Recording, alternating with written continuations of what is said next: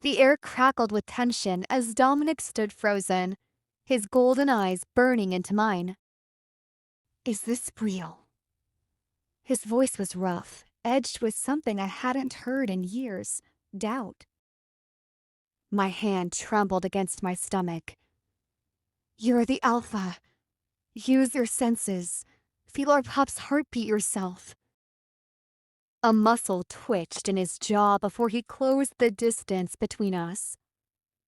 When his calloused palm pressed against my belly, the entire pack seemed to hold its breath. Then his breath hitched, that tiny, miraculous thump of life between us undeniable now. Luna Grace's sudden clap shattered the moment. Marvelous. Her delighted smile didn't reach her cold eyes. This calls for celebration.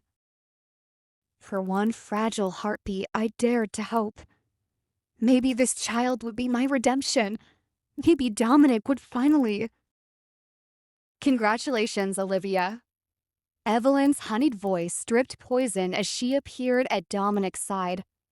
"I suppose even mistakes can bear fruit." My nails bit into my palms. Mistakes?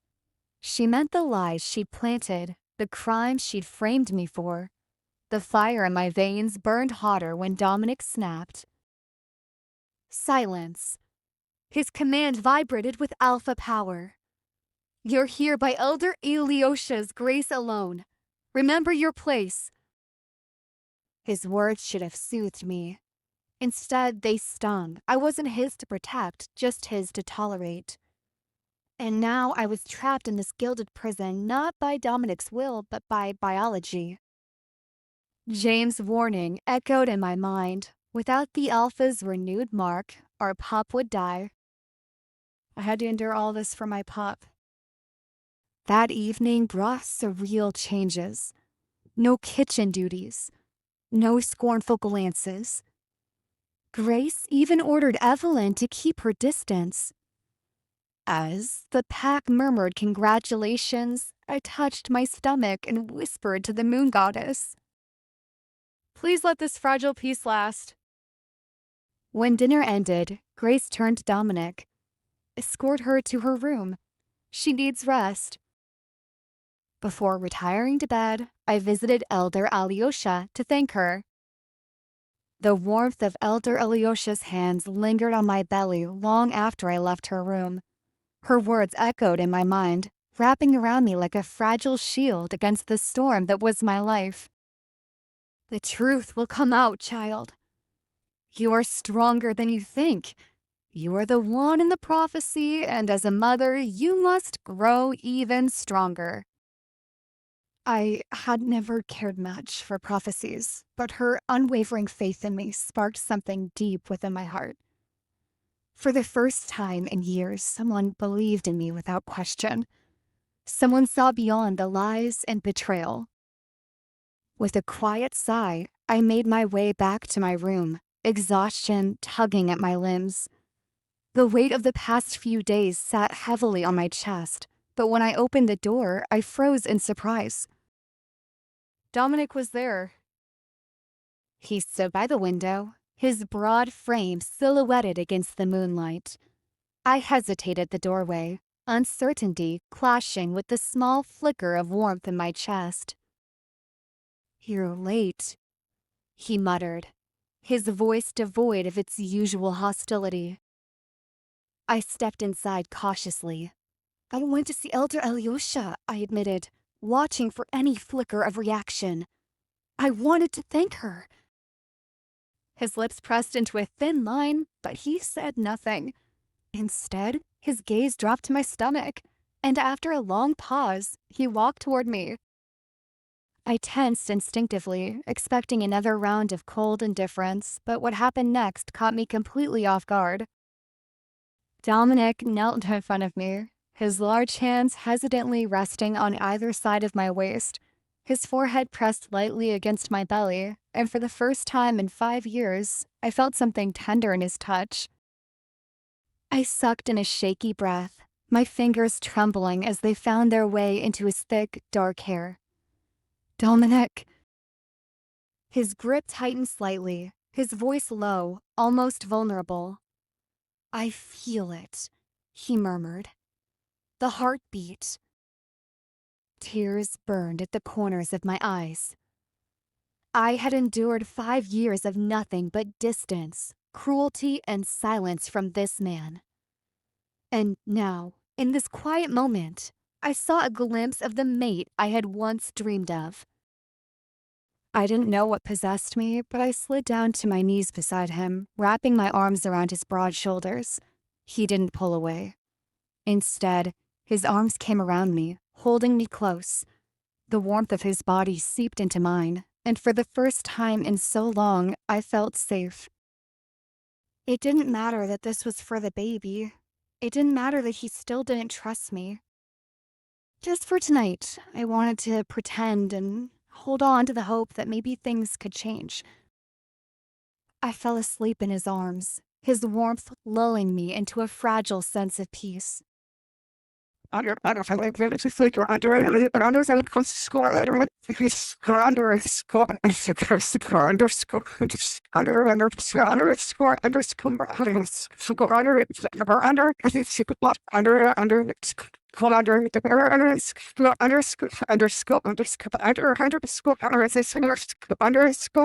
underscore underscore underscore under this underscore underscore underscore underscore underscore underscore underscore under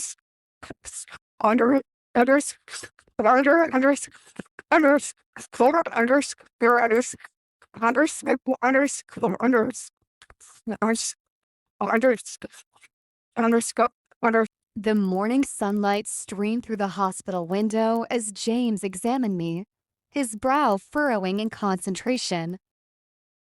"You're doing much better than I expected," he finally said, stepping back. I exhaled in relief. "Really?" He nodded. "Your vitals are stable and your body is responding well. If you keep this up, your pregnancy should be smooth." A small smile tugged at my lips. My hand instinctively went to my belly. I thought back to last night, Dominic's warmth, his touch, his momentary tenderness. Could it be? "Maybe it's because of Dominic," I murmured absent-mindedly. James' sharp gaze snapped to mine. "Olivia." I shook my head quickly. "I just mean, if he's around, if he's softer to me, then maybe I can earn his trust. Maybe things can change."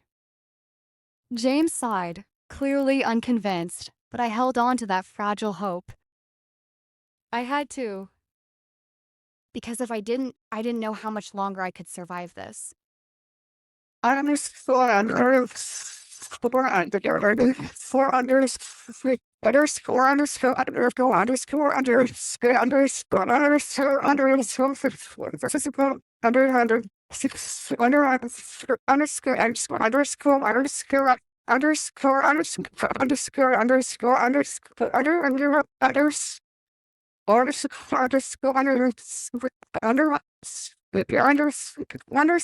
underscore under or underscore underscore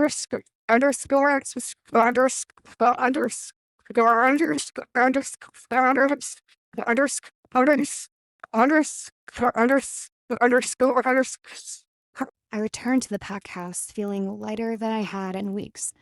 I had a checkup. I'd spent the night in Dominic's arms, and for the first time I dared to believe that maybe, just maybe, we could rebuild something. But that hope shattered the moment I stepped inside. A sharp, searing pain exploded across my cheek, sending me stumbling backward.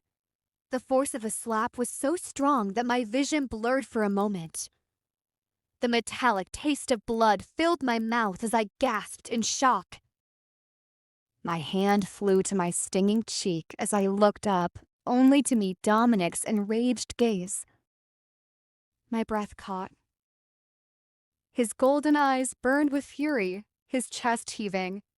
"Elder Alyosha is dead." A cold chill ran down my spine. "What?" "Don't pretend you don't know," he spat, his voice like ice. She was the only reason you were allowed to walk free, and now she's dead. Murdered. And I know you had something to do with it. The world tilted beneath me. My heart pounded so hard that it felt like it might burst. No, I swear, Enough. His voice cracked like a whip. I should have never trusted you. I should have never let you anywhere near me again. His words cut deeper than any wound ever could. Just hours ago, I'd held on to the hope that maybe, just maybe, I could earn back his trust, and maybe he could care for me even if just a little. But now, staring at the man who had just struck me, the man who looked at me with nothing but loathing in his eyes, I knew the truth. I would never be anything more than a murderer in his eyes, no matter what I did, no matter how much I begged. And that realization shattered me more than anything else ever could. The accusations hung in the air like a death sentence. The world had come crashing down around me. The weight of Elder Alyosha's death suffocated me, and with it came an unbearable sense of dread. I knelt on the cold floor, my entire body trembling as I tried to make sense of what was happening. My hands clutched at Dominic's wrist desperately, my fingers digging into his skin as though holding onto him would make him hear me, make him see me. "Dominic, please," I gasped, my voice breaking. "I didn't do this. You have to believe me." "I was with you the whole time," my voice screeched. But the man standing before me was not the Dominic I had once known, not the boy who had shielded me from cruel whispers, not even the man who had hesitated before condemning me to a life of solitude. No, this was Alpha Dominic. Cold, ruthless, unforgiving. The air was thick with judgment, and every breath I took felt like a battle against an unseen force trying to crush me completely. Dominic stood tall, his golden eyes staring down at me with something that wasn't just cold, it was absolute, unshakable conviction. His gaze, which had once held at least a flicker of warmth, was now empty, void of any emotion except duty and justice. "Silence, Olivia," he ordered, his voice cutting through me like a blade. "You will not talk your way out of this, not this time.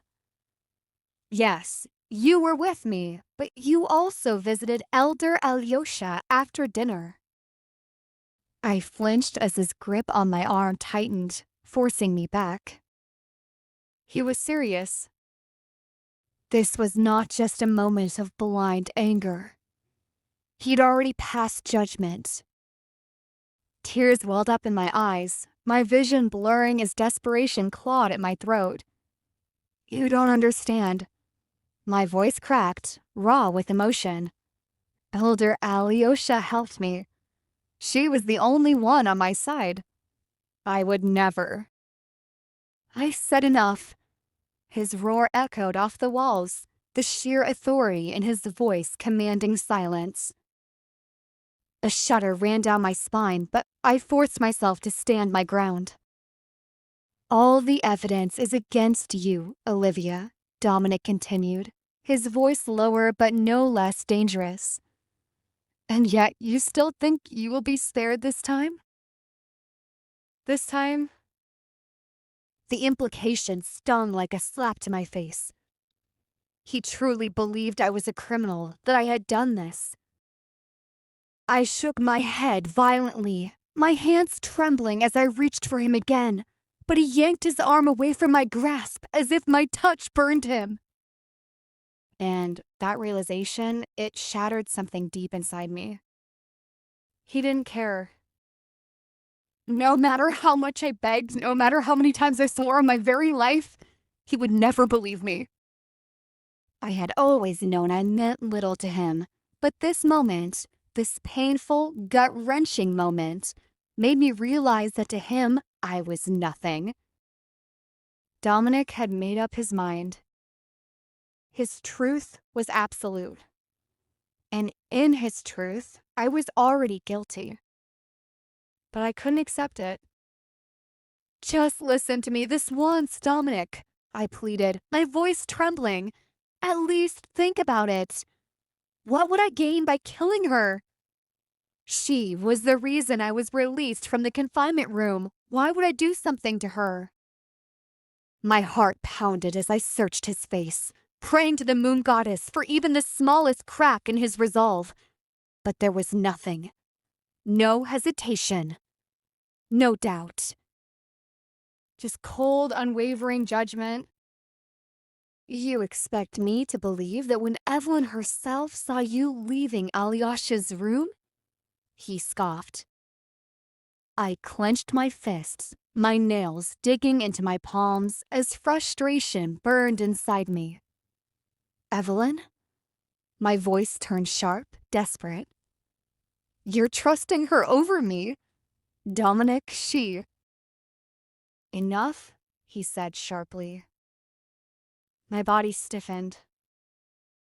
Do you think I'm a fool, Olivia? His voice was laced with quiet fury, the kind of anger that left no room for argument. Do you truly believe that you can manipulate me with your tears and desperate lies?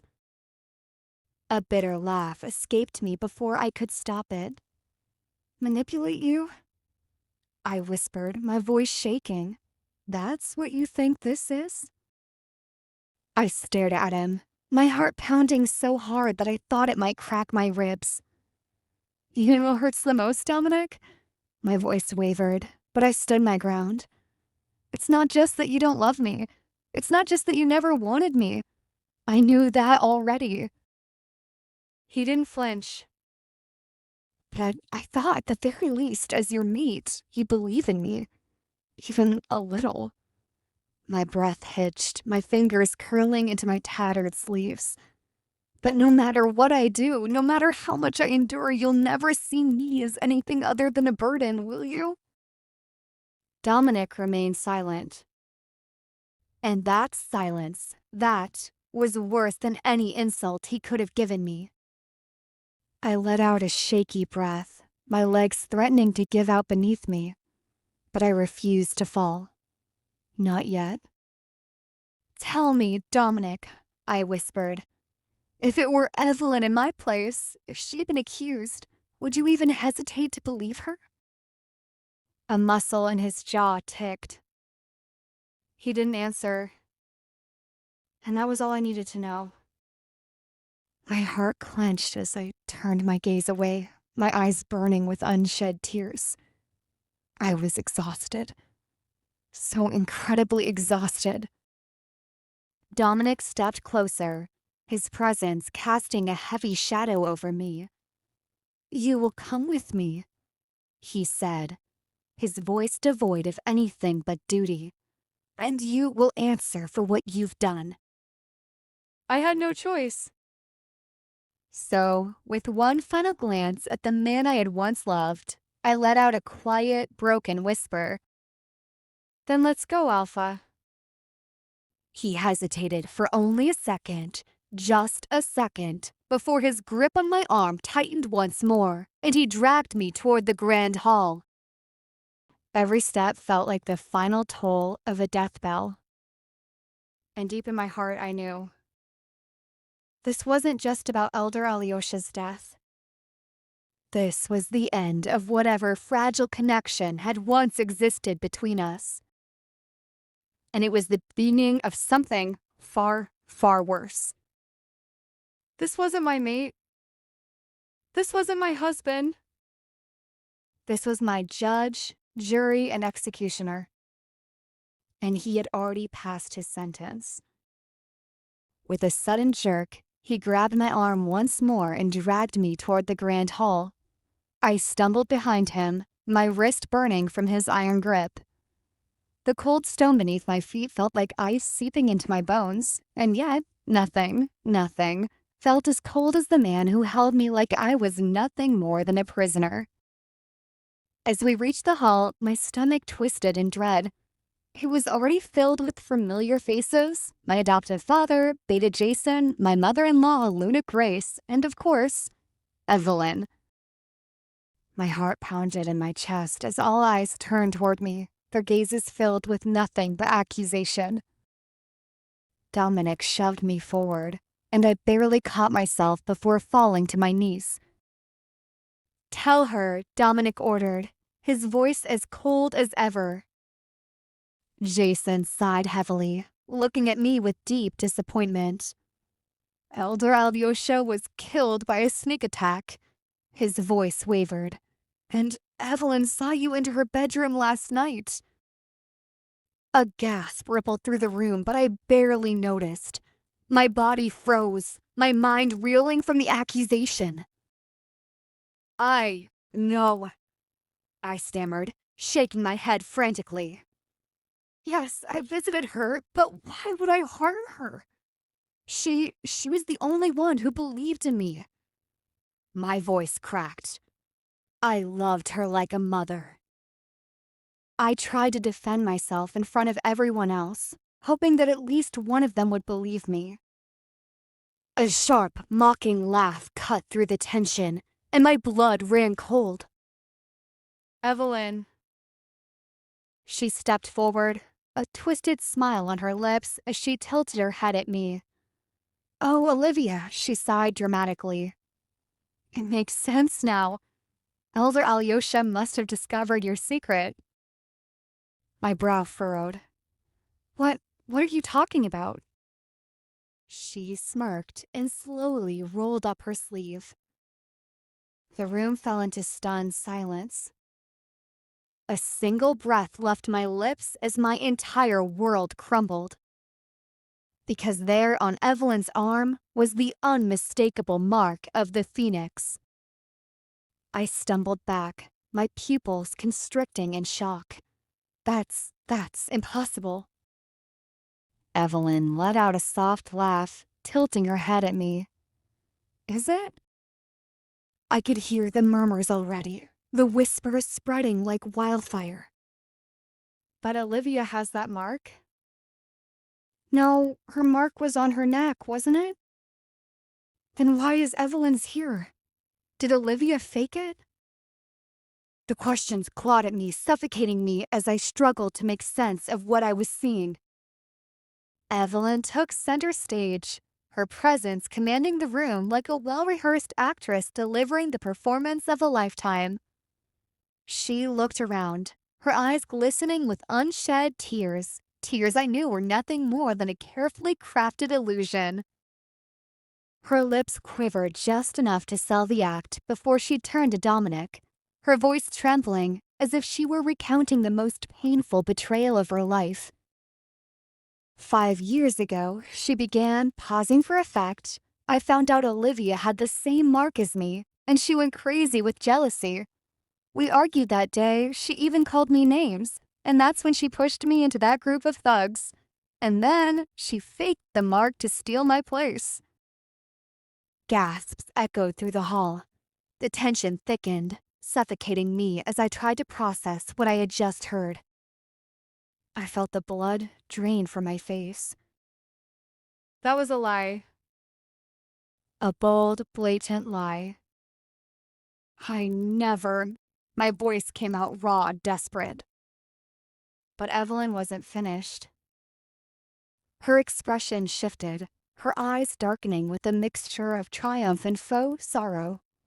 "It all makes sense now," she continued smoothly, turning to the pack as if she were uncovering some great deception. "Why else would she have been so desperate to take my place? She knew she was never meant to be Luna. She knew she wasn't worthy. That's why she created that mark on her own body." "No!" I shouted, stepping forward, my entire body trembling with the force of my emotions. "That's a lie." Evelyn flinched dramatically, as if my voice alone had wounded her. I ignored her theatrics and reached for my neck, my fingers frantically brushing against my skin to prove her wrong. To show them all that she was a liar. that my mark had always been there. But then, I froze. My breath hitched. The mark was gone. My fingers trembled as I touched the bare skin where it had always been, over and over, as if somehow, by sheer force of will, it would reappear. But there was nothing. Just smooth, unmarked skin. No. No, this isn't happening. A chill spread through my body, sinking into my bones. My heart pounded violently against my ribs as panic tightened its grip on me. How was this possible? I knew I wasn't mad. I knew I had never faked the mark. It had been there for 5 years. That Dominic had seen it. The pack had seen it. I had seen it. So why now was it gone? I turned to Dominic, my breath unsteady. He had seen it countless times. He had been with me for 5 years. He knew the truth. He had to. But when my gaze met his, my heart shattered all over again. He remained aloof, his expression unreadable. There was no recognition in his eyes, no hesitation, no flicker of doubt, only cold indifference. My chest tightened painfully. No, it was there, I stammered, my voice barely above a whisper. Then, where is it now? Evelyn's voice was sickeningly sweet, feigning concern as she tilted her head, her eyes gleaming with false innocence. If it was real, she mused, wouldn't it still be there?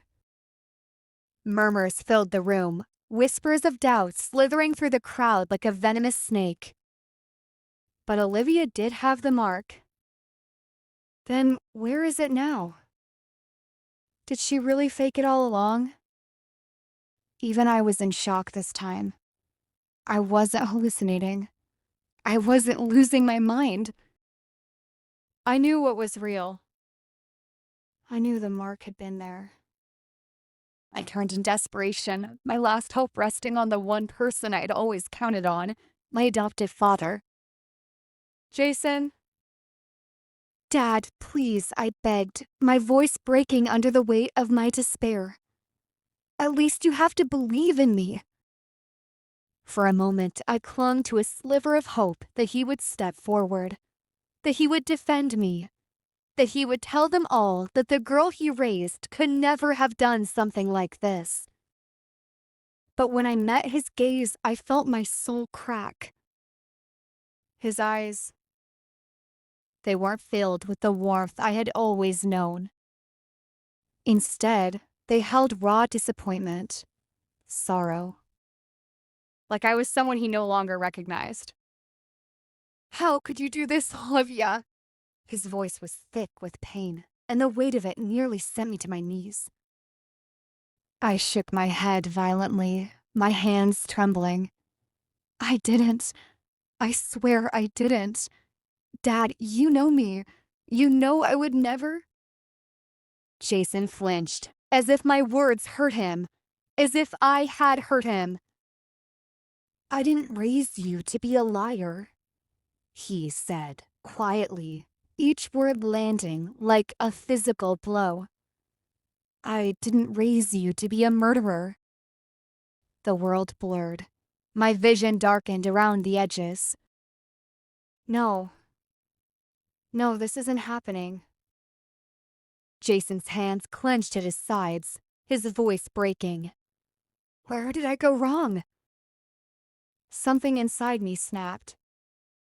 A sob tore from my throat as I stumbled back, the sheer force of his words leaving me breathless. I had lost him. I had lost everyone. The murmurs grew louder, the whispers now a raging storm of accusations.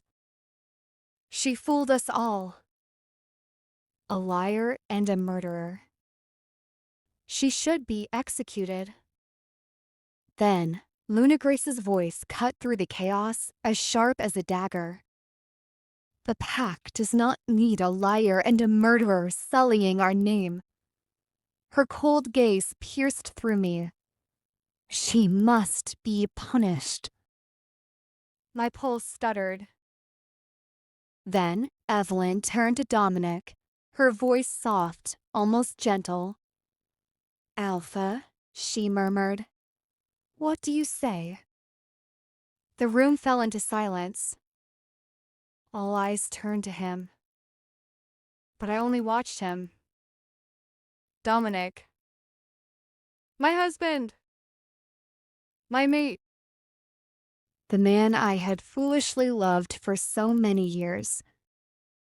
I searched his face, my heart pounding so violently I thought I might collapse.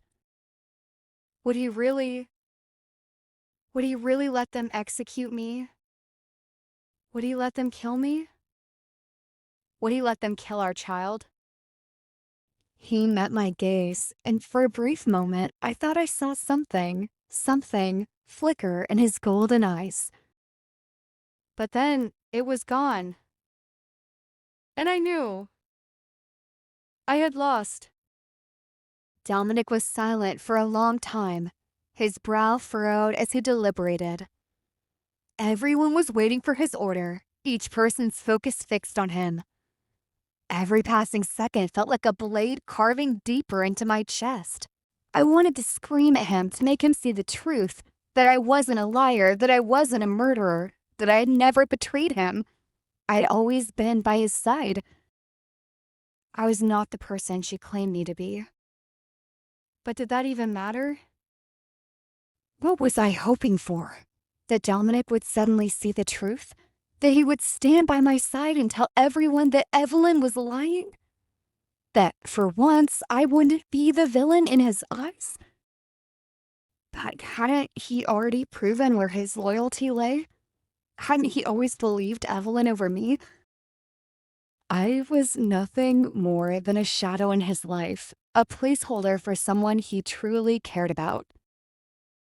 Even breathing in Evelyn's direction had always meant punishment for me. So when he finally spoke, a short-lived relief washed over me. "No, execution's not the answer to this situation," Dominic announced. A murmur rippled through the crowd, a mix of surprise and curiosity. Evelyn's expression darkened, but she quickly masked it with a pitiful look, as if she were the victim here. I swallowed hard, trying to suppress the shudder running down my spine. Could it be? Could he finally be realizing the truth? Could he be choosing me?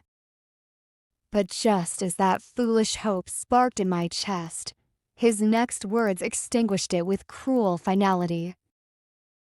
"She is carrying my pup. Her punishment will not be death, but that doesn't mean I will let her actions slide." I felt my body stiffen, the weight of his words crashing down on me. Not because I was innocent. Not because he doubted Evelyn's lies. But because of the life growing inside me. My life meant nothing. My truth meant nothing. Only the child I carried mattered.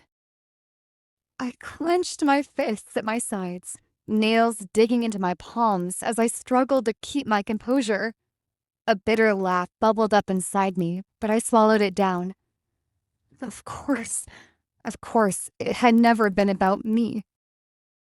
Dominic's voice rang out again, louder this time, as if justifying his decision. The pup is innocent. Execution would kill them both, and that is against our principles. Someone in the crowd scoffed. Another muttered under their breath. Evelyn's lips trembled, and she quickly wiped a non-existent tear from her cheek. But Alpha, after everything she has done... Enough. Dominic's voice cut through the murmurs like a blade. He turned his gaze to the gathered pack members, his jaw tight, his eyes steely. I won't spill the blood of my own child, no matter what you believe of its mother. Our laws do not allow for the execution of an unborn pup. That is a line I will not cross. I could see the reluctance in his eyes, the way he almost seemed disgusted by his own decision, as if sparing me was a burden rather than a choice he wanted to make. She will face punishment, he added coldly, his gaze flicking to me as if I were nothing more than a nuisance. Her crimes will not be ignored. But death, that is not justice. I flinched. Justice? He spoke of justice, yet he never once sought the truth. I wanted to scream, to demand why he could not see me. But the words stuck in my throat. Because I already knew the answer. I had never been his to believe in. I'd never been his to protect. I was only the vessel carrying his pup, nothing more. A bitter smile tugged at my lips, my throat tightening painfully. At least my child's life would be safe for now. But I wasn't. Before I could even process what was happening, I was dragged back to the dungeon. The damp, suffocating air clung to my skin, mixing with the sting of my wounds. Every part of me ached, but the pain in my body was nothing compared to the gaping wound Dominic had left in my heart. Moments later, the cell door creaked open and heavy footsteps echoed through the darkness. Gamma Clayton stepped inside, holding a silver whip in his hands. My blood ran cold. This is the Alpha's order, he said. For a second, I couldn't breathe. So this was his mercy. He wouldn't execute me, but he would let them break me. He would torture me until I begged for death myself? Was this what I was worth to him? The first lash landed across my back, searing through my skin. Pain exploded through me, white-hot and merciless. I clenched my teeth, refusing to cry out. I wouldn't give them that satisfaction. Another lash. Then another. And another. Each strike sent fire through my veins, but still I didn't scream. My body curled protectively around my belly, my instincts screaming at me to shield my child, no matter the cost. Then, through the haze of agony, I saw her. Evelyn. She stood in the shadows, watching. Not with pity, not with regret. With satisfaction. My breath came in ragged gasps, my mind swimming between pain and disbelief. Was Dominic doing this for her? Had I ever meant anything to him at all? My heart shattered into a million pieces, but I had no energy left to grieve. Another lash. The world spun. Darkness crept in at the edges of my vision. And then I was unconscious. In the boundless darkness, memories surged like a tide. It was a bright afternoon. I was walking alone on the path that led back to my foster mother Laura's house. The plane trees on either side of the stone-paved road cast dappled shadows on the ground. A breeze rustled the leaves gently. James was away that day, and the passing kids noticed I was alone. "Hey, look who it is," a boy shouted. "Ha, it's that unwanted orphan." Another boy pointed at me, a cruel grin spreading across his face. Even her mom didn't want her, a girl giggled behind her hand. "Come on, what mom? She doesn't have one." Each word was like a knife, slicing into my most fragile wound. I tightened my grip on my backpack straps. "Don't listen, Olivia. Just walk faster. They'll fade away." I lowered my head and quickened my pace, trying to escape, but it only seemed to make them more excited. "Look, she's trying to run." They chased after me, picking up stones from the roadside. The first stone grazed my back. The second hit my leg. What? Hit a nerve, a boy jeered as he threw another rock. Even your real parents knew you were nothing but a burden. No wonder you're a worthless orphan no one wants. They surrounded me. I knew if I fought back, they'd only hit harder. No one would stand up for an orphan. So I kept my head down, clutched my backpack tightly, and silently prayed it would end soon. What the hell are you doing? A deep, angry voice suddenly cut through the chaos.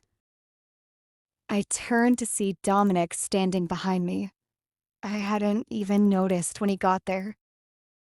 The kids froze, their faces going pale. One by one, the stones slipped from their hands and thudded to the ground. Like frightened birds, they scattered in all directions. Dominic frowned down at me. Why didn't you scold them? I was stunned, speechless. There were more of them, so what? If you can't talk back, then fight back, he said, annoyed. Grab one and bite them till they scream. You don't even know how to do that? I nodded timidly and whispered, "Thank you." As he turned and walked away, sunlight spilled gently over his shoulders, casting a golden cloak around him. And then I felt the pain. A deep, searing ache crawled through my skin like fire. My entire body throbbed, my back stinging as though it had been torn apart, yet the pain of betrayal was worse. I tried to move, but my limbs refused to obey, weighed down by hunger, thirst, exhaustion, and the lingering agony of the silver whip. Every muscle screamed in protest, and the dull ache in my back throbbed in sync with my ragged breathing. The chains had been removed, but their phantom grip still pressed against my bruised wrists, leaving a lingering sense of captivity. The cold, damp air of the cell clung to my skin, suffocating and thick. It smelled of damp stone and decay, mixing with the coppery scent of my own blood. My body trembled involuntarily, deprived of food, water, and the warmth I so desperately craved. Without my wolf, I was defenseless, stripped of the natural healing abilities that would have made the pain bearable. But the worst part wasn't the physical suffering. No, it was the gaping wound in my heart, the one Dominic had carved with his indifference. The one I'd foolishly hoped he would mend. Somewhere in the distance, beyond the thick fog of pain and exhaustion, I heard a voice, soft, almost hesitant. Olivia. The sound barely registered at first, as if my mind refused to acknowledge it. Yet something about it was familiar, warm even, like an echo from a past where kindness still existed in my world. Was it him? A pathetic spark of hope flickered in my chest before I could smother it. Was Dominic here? Had he come to see me? Had he finally realized? I forced my heavy eyelids open, fighting against the darkness pulling me under.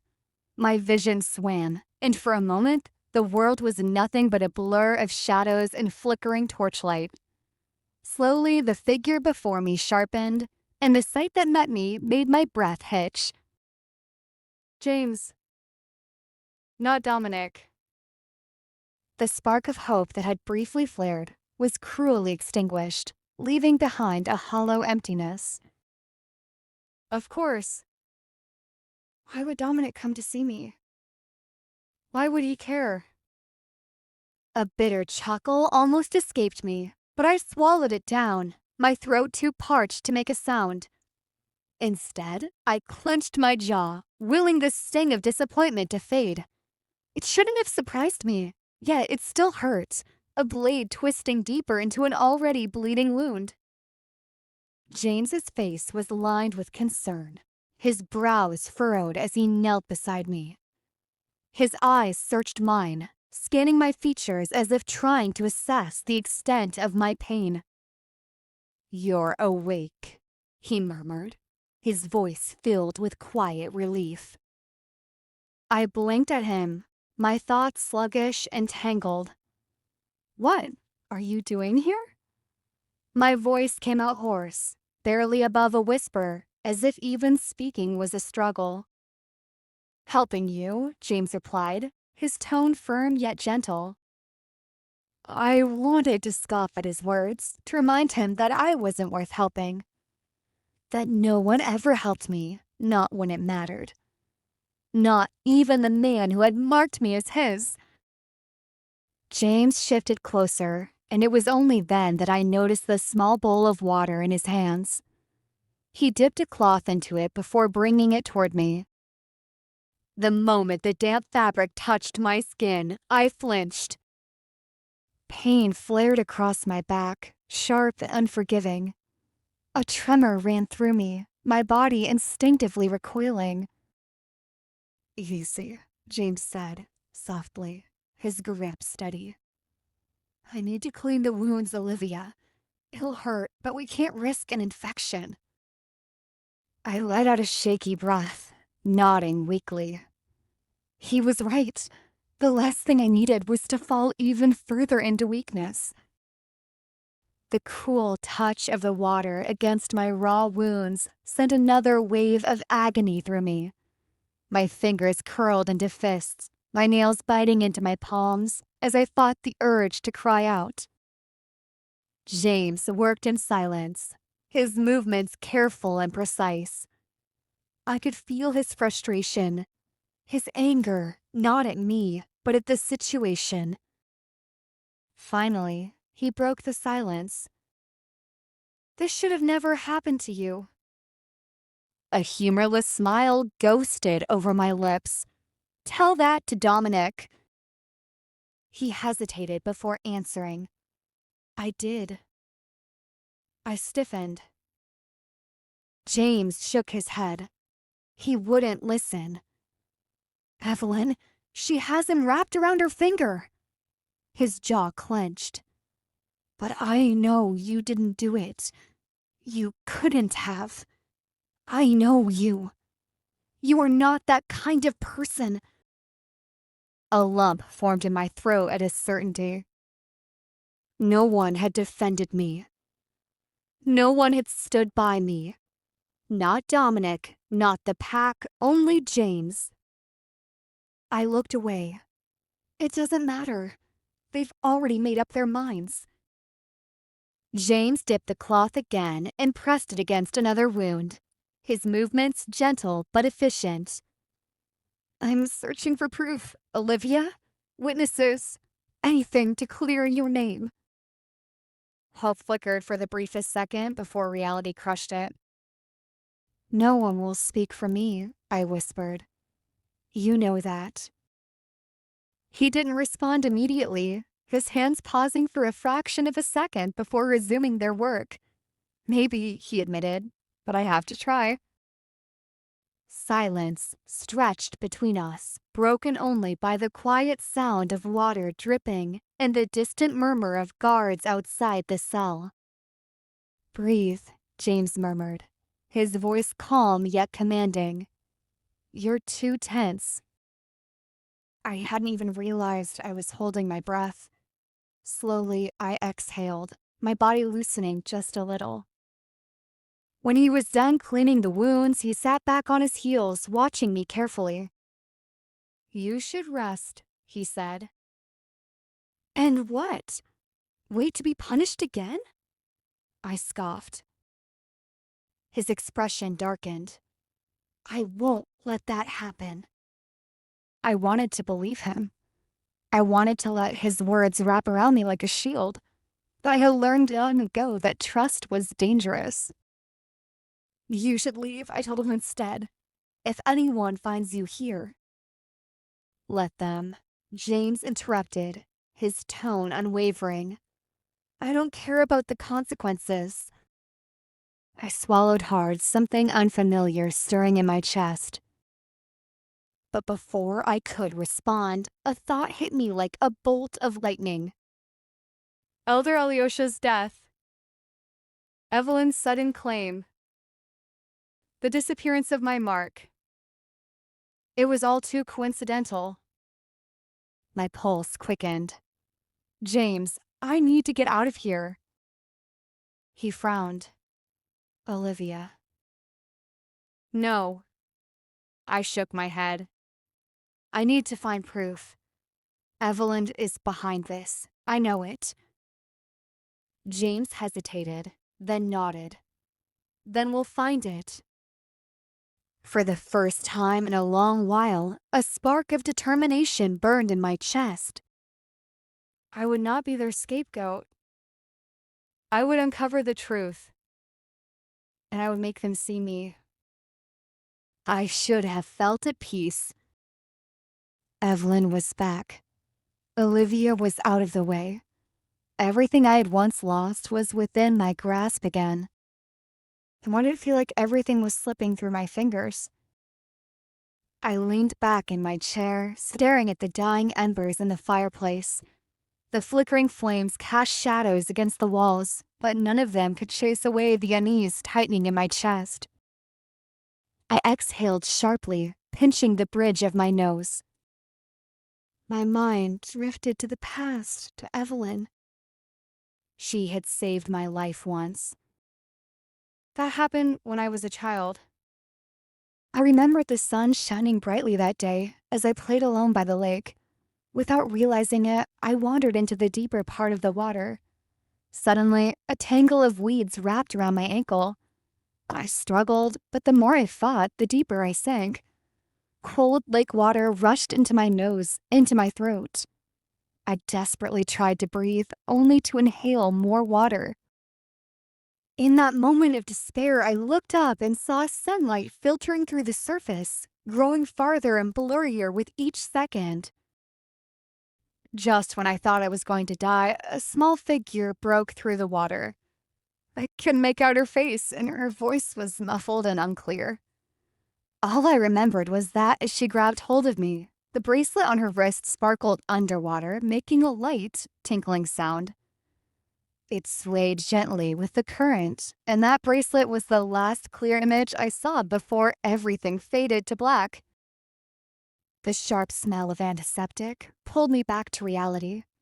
The harsh white light of the hospital room made me squint. I was lying in a hospital bed, my body aching as if I'd been hit by a truck. I didn't even have the strength to lift my hand. You're finally awake. How are you feeling? A gentle voice spoke beside me. I slowly turned my head to see Evelyn sitting at my bedside, and on her wrist, there it was, a bracelet glinting in the sunlight with a familiar shimmer. In that moment, I knew I would make her my Luna. I had sworn to protect her as she had protected me. I had sworn to love her, cherish her. She was my destined mate, my fated one. But fate had played a cruel trick on me. Olivia had borne the Phoenix mark, and the pack needed a Luna with the mark to ensure its prosperity. So I chose Olivia. I silenced my wolf and did what was necessary. I ignored his protests, ignored the way he bristled at my decision. And worst of all, I ignored the way he trusted Olivia. Even now, despite everything, my wolf still sided with her. That didn't sit right with me. Evelyn had finally returned.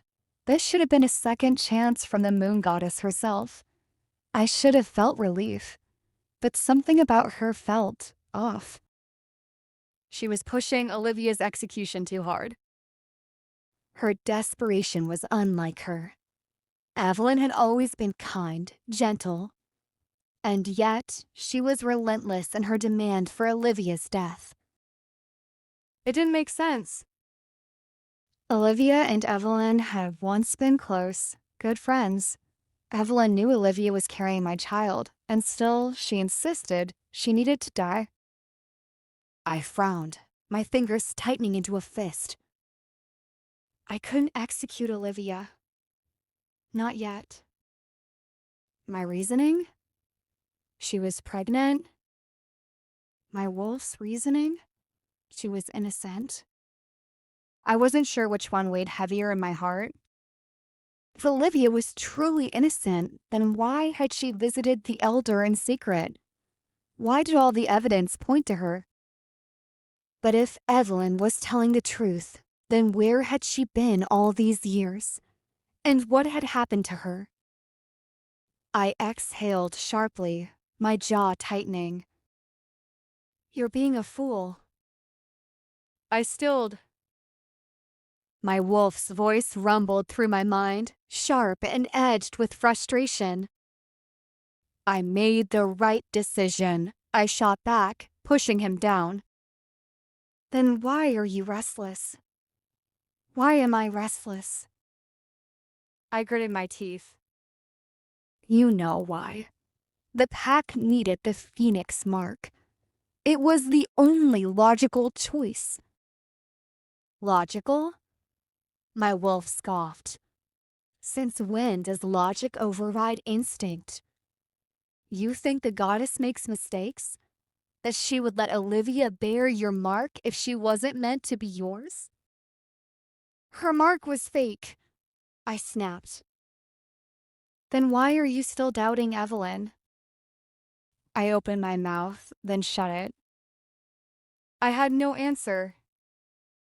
My wolf let out a low growl. I trusted Olivia. I still do.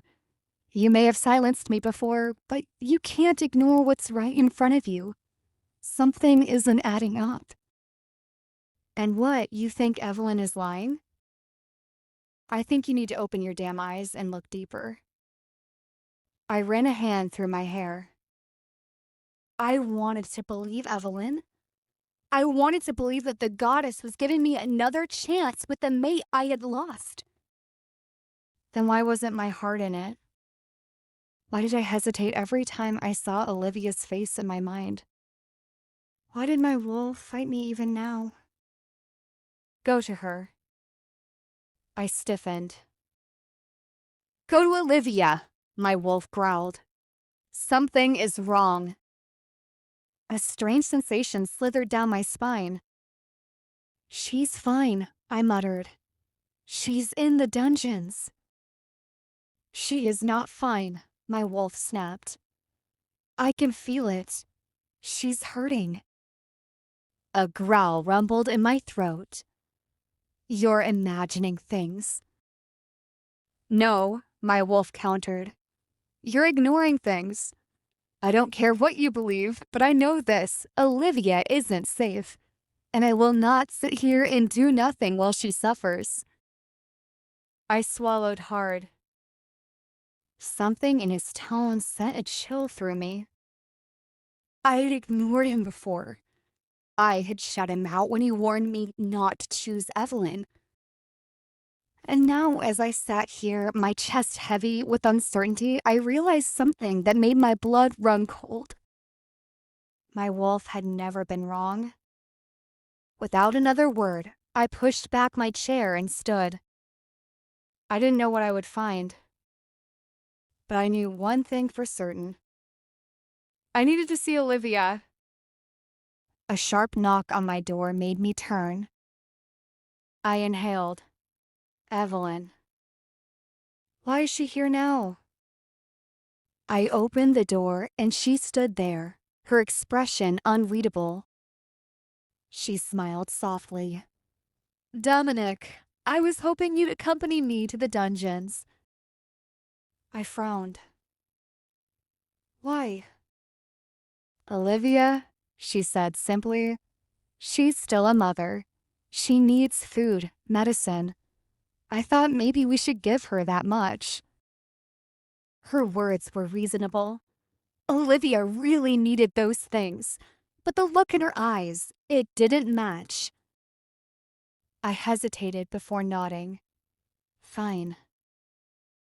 As we walked toward the dungeons, my mind churned. Then I saw them.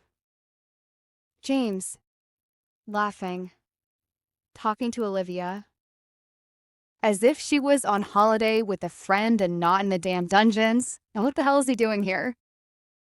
Rage ignited in my veins. Why the hell was he so close to her? And why was she smiling back? My hands clenched into fists. I told myself it didn't matter and she was just playing him, like she had played everyone else. But my wolf growled lowly. "Look at her," he whispered. "She's in pain, Dominic, and you're angry at the wrong thing." I grit my teeth. I hated this. I hated how seeing her with another man twisted something inside me. And worse, I hated that my wolf was right. Olivia was suffering, and I was running out of excuses to pretend I didn't care. I froze at the threshold of the dungeon, my fingers curling into fists at my sides. Inside, Olivia sat on the cold stone floor, but she wasn't alone. James knelt beside her, his voice soft, too soft as he spoke to her. His brows were furrowed in concern, his touch careful as he handed her a cloth to wipe her face. Olivia's lips twitched into the faintest of smiles as she accepted it. "Who let him in?" Something sharp twisted in my chest. I clenched my jaw. Why the hell was she smiling at him? I had thrown her in this cell for a reason. She was supposed to be broken, regretful, and paying for her sins, not looking at another man like he was the one thing keeping her sane. James leaned in slightly, saying something that made her lips part in surprise before she let out a soft laugh. A laugh. My vision darkened at the edges. James had no right to be so damn close to her.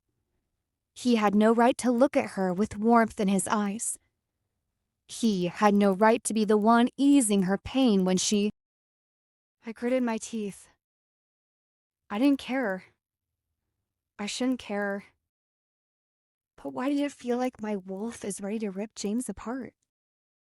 I pushed the thought away, but my fingers twitched at my sides, itching to grab James by the throat and rip him away from her.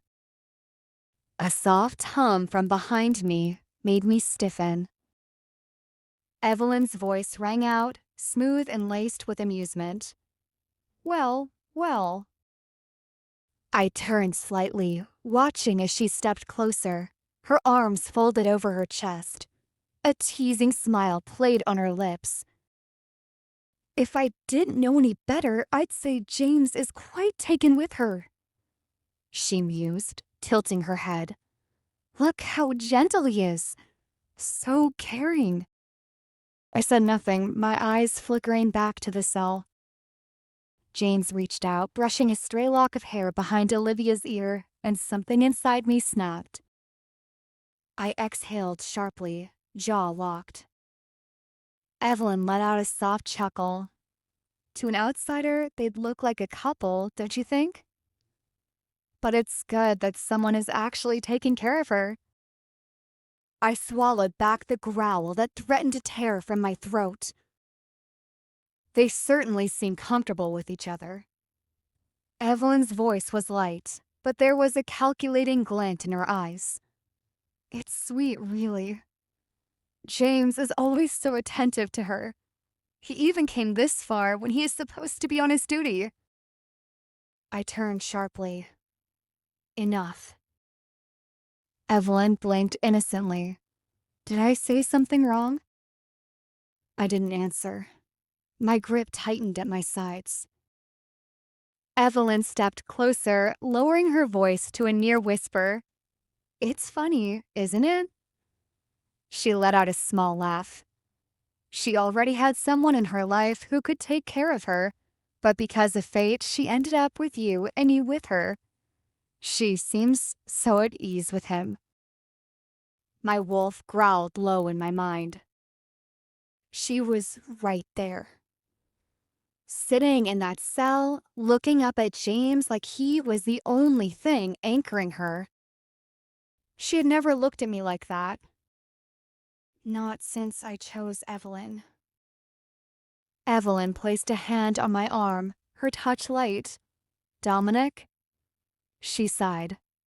We should let them be. Maybe it's for the best. She's already betrayed you once. I forced out a cold chuckle. She doesn't concern me. Evelyn arched a brow. No? She gestured toward the cell. That's not what I meant. I am just saying.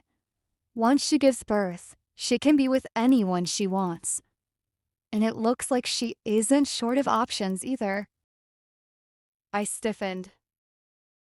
Damn her. I turned away, scoffing. If he wants to waste his time on a traitor, that's his problem.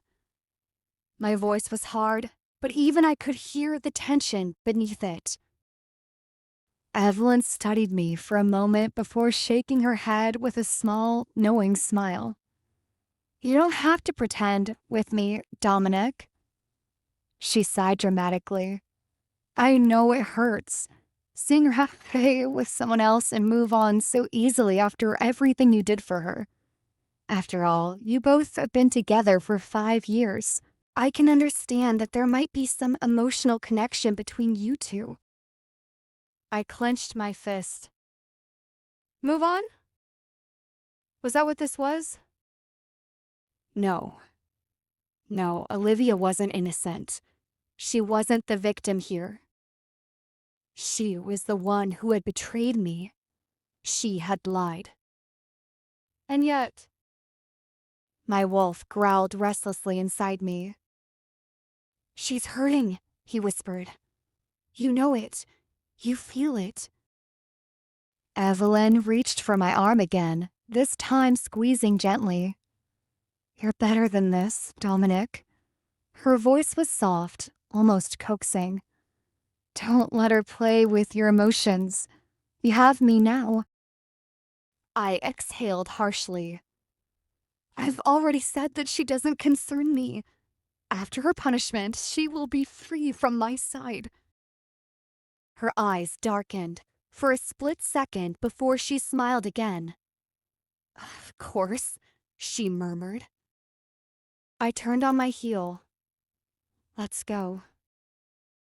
Evelyn hesitated. Don't you want to check on her? My jaw tightened. James seems to have that covered.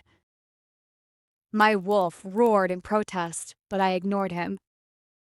With every step away from the dungeon, my head throbbed.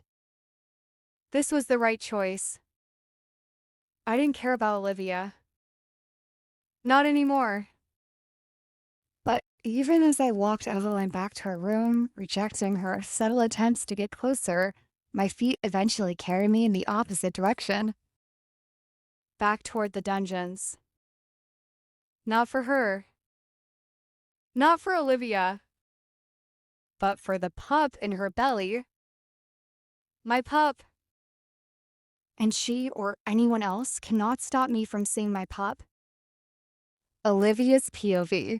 The damp, suffocating air of the dungeon clung to my skin like a second layer, mixing with the cold sweat that drenched my clothes. My body trembled, every muscle aching from the lingering wounds left by the silver whip. Each shallow breath sent ripples of pain through me, but nothing compared to the searing agony that suddenly ripped through my abdomen. A strangled gasp tore from my lips as I curled in on myself, clutching my stomach. It felt as though invisible claws were digging into my flesh, twisting and tearing from the inside. My vision blurred, and a sharp, almost inhuman whimper escaped me before I could bite it back. The pup. Panic clawed at my chest, fighting through the agony. Something was wrong. So terribly wrong. I forced myself to move, to drag my battered body closer to the iron bars. Every shift sent another wave of torment crashing through me, but I couldn't stop. I couldn't afford to. My baby, my pup, was all that mattered. Please, I rasped, my voice raw and barely above a whisper. I gripped the bars with trembling fingers, my nails scraping against the rusted iron. I need a doctor. The guards barely spared me a glance. One of them scoffed, a cruel smirk tugging at his lips. You hear that? He sneered. She thinks she's still worth saving. She should have thought of that before betraying the alpha, another guard muttered, shaking his head. She's lucky she's still breathing. I sucked in a sharp breath as another bolt of agony shot through me, stealing what little strength I had left. My grip loosened on the bars and I slumped against the cold ground, my forehead pressing into the dirt. Please, I whispered again, but my voice was swallowed by their laughter. I could hear them talking, hear the contempt in their voices as they threw my name around like an insult, a stain on the pack that needed to be erased. Traitor. Murderer. She deserves to rot. The words didn't hurt as much as they should have, maybe because the pain in my body was all-consuming, drowning out everything else. My breaths came in ragged gasps, each one more shallow than the last. My fingers curled weakly around my abdomen as if I could somehow shield my pup from whatever was happening inside me. Tears burned my eyes, slipping silently down my cheeks. Would I lose my baby here? Alone, hated, abandoned in a cold, dark cell? A choked sob threatened to escape, but before it could, something changed. The air around me shifted. A familiar scent curled through the damp dungeon, cutting through the scent of blood and rust like a blade through silk. A scent that made my battered heart lurch in my chest. Cedarwood and a hint of rain. Dominic.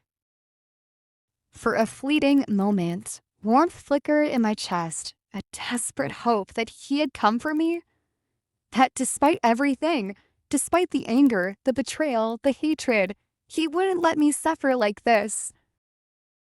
I tried to lift my head, tried to focus through the blinding pain, but darkness crept in at the edges of my vision, swallowing me whole before I could see him. Before I could tell him that our pup was in danger. I woke to a blinding white light, the sterile scent of antiseptic thick in the air. My entire body ached, a dull throbbing radiating from my abdomen. Panic gripped me as the memory of the agonizing pain in the dungeon came rushing back. My hands instinctively moved to cradle my belly. The pup was my baby. A slight movement to my side made me freeze. My eyes fluttered open in panic, and there he was. Dominic. He sat beside my bed, his broad shoulders hunched forward, elbows resting on his knees. His normally sharp features were clouded with exhaustion, dark circles bruising the skin beneath his eyes. How long had he been sitting there? Had he been watching over me? For a brief, foolish moment, hope flared in my chest. Maybe he had believed me. Maybe he still. You're awake. His deep voice cut through my thoughts, flat and devoid of emotion. I swallowed, my throat dry. Did you bring me here? My voice was hoarse, barely above a whisper. He nodded, but before I could process the warmth that flickered inside me, his next words sliced through me like a blade. It was only because you're carrying my pup. Don't get any stupid ideas. You're not off the hook yet. My breath hitched. My fingers clenched around the sheets, knuckles turning white. Of course. It was never about me. It had never been. So foolish of me to even think for a moment that I was the reason for his behavior. So that's it, I murmured, my voice trembling despite my best efforts to keep it steady. You only saved me for the baby. He didn't deny it. He merely leaned back, his expression unreadable. You'll be under house arrest from now on. You won't be sent back to the dungeons, at least not until the truth is revealed. I get that the conditions in the dungeons are not exactly fine for a pregnant woman. I lifted my gaze to him, searching for something, anything that indicated he was starting to doubt my guilt. Does that mean you believe me now, that I didn't do it? My voice was laced with hesitant hope. Dominic's lips parted, as if he was about to say something, but before he could, a sickeningly familiar voice rang out. Oh, thank the goddess. You're awake. My entire body stiffened. Evelyn. She rushed into the room, her face an infuriating mask of concern. Her golden hair cascaded over her shoulders in waves, her soft features alight with relief, an act I knew. She stopped beside my bed, clasping her hands together. I was so worried about you, Olivia, she said sweetly, eyes shimmering with fake kindness. And the baby. Despite everything that's happened, I want you to know I forgive you. We were friends once, weren't we? I can look past everything as long as you and the baby are fine. Oh, goddess. I can't even fathom if something were to happen to you or the pup. I turned my head away, bile rising in my throat. Save your pity, Evelyn. We both know you don't mean a word of it. Hurt flashed across her face, an act so well rehearsed it was almost believable. Olivia, I know you're upset, but I truly want to move past this. In fact, I even made you some food. You must be starving after everything you've been through, and not to mention that, in your condition, it is a must that you eat proper meals. A chill ran down my spine. My hands instinctively shielded my belly as dread coiled in my gut. Did she think I was stupid? I wouldn't let her anywhere near my pup, and I would never eat anything she brings. Who knows what she might do? I'm not hungry, I said curtly, refusing to meet her gaze. Her lips pressed into a thin line before she let out a soft sigh. Still holding a grudge over the truth coming out, I see. But Olivia, you can't really blame me. I don't deserve this hate, and you know that. Everything was decided by fate. My heart pounded as Dominic's expression hardened. His eyes flicked to me, then back to Evelyn. Don't be rude, Olivia, he snapped, his voice sharp with reprimand. She's only trying to help. I sucked in a shaky breath, fighting the sting behind my eyes. Of course, he'd take her side. He always did. Evelyn placed a gentle hand on Dominic's arm, shaking her head. Don't be too harsh on her, Dominic, she said soothingly. She's still your wife, after all, and she is carrying your child. You know how the hormones can affect any woman in this condition. Please be patient. The reminder was like a slap to the face. Dominic didn't respond, but his body remained rigid, tension rolling off him in waves. Then, Evelyn tilted her head, her eyes gleaming with something dark beneath the feigned innocence. But, Dominic, I have to ask, why does James seem so concerned about Olivia and the baby? My head snapped up. My stomach twisted violently as realization dawned. She was trying to plant doubts, to drive a wedge deeper between us. My chest tightened in fury. What are you trying to say, Evelyn? I seethed. She blinked, all faux innocence. Oh, nothing, dear.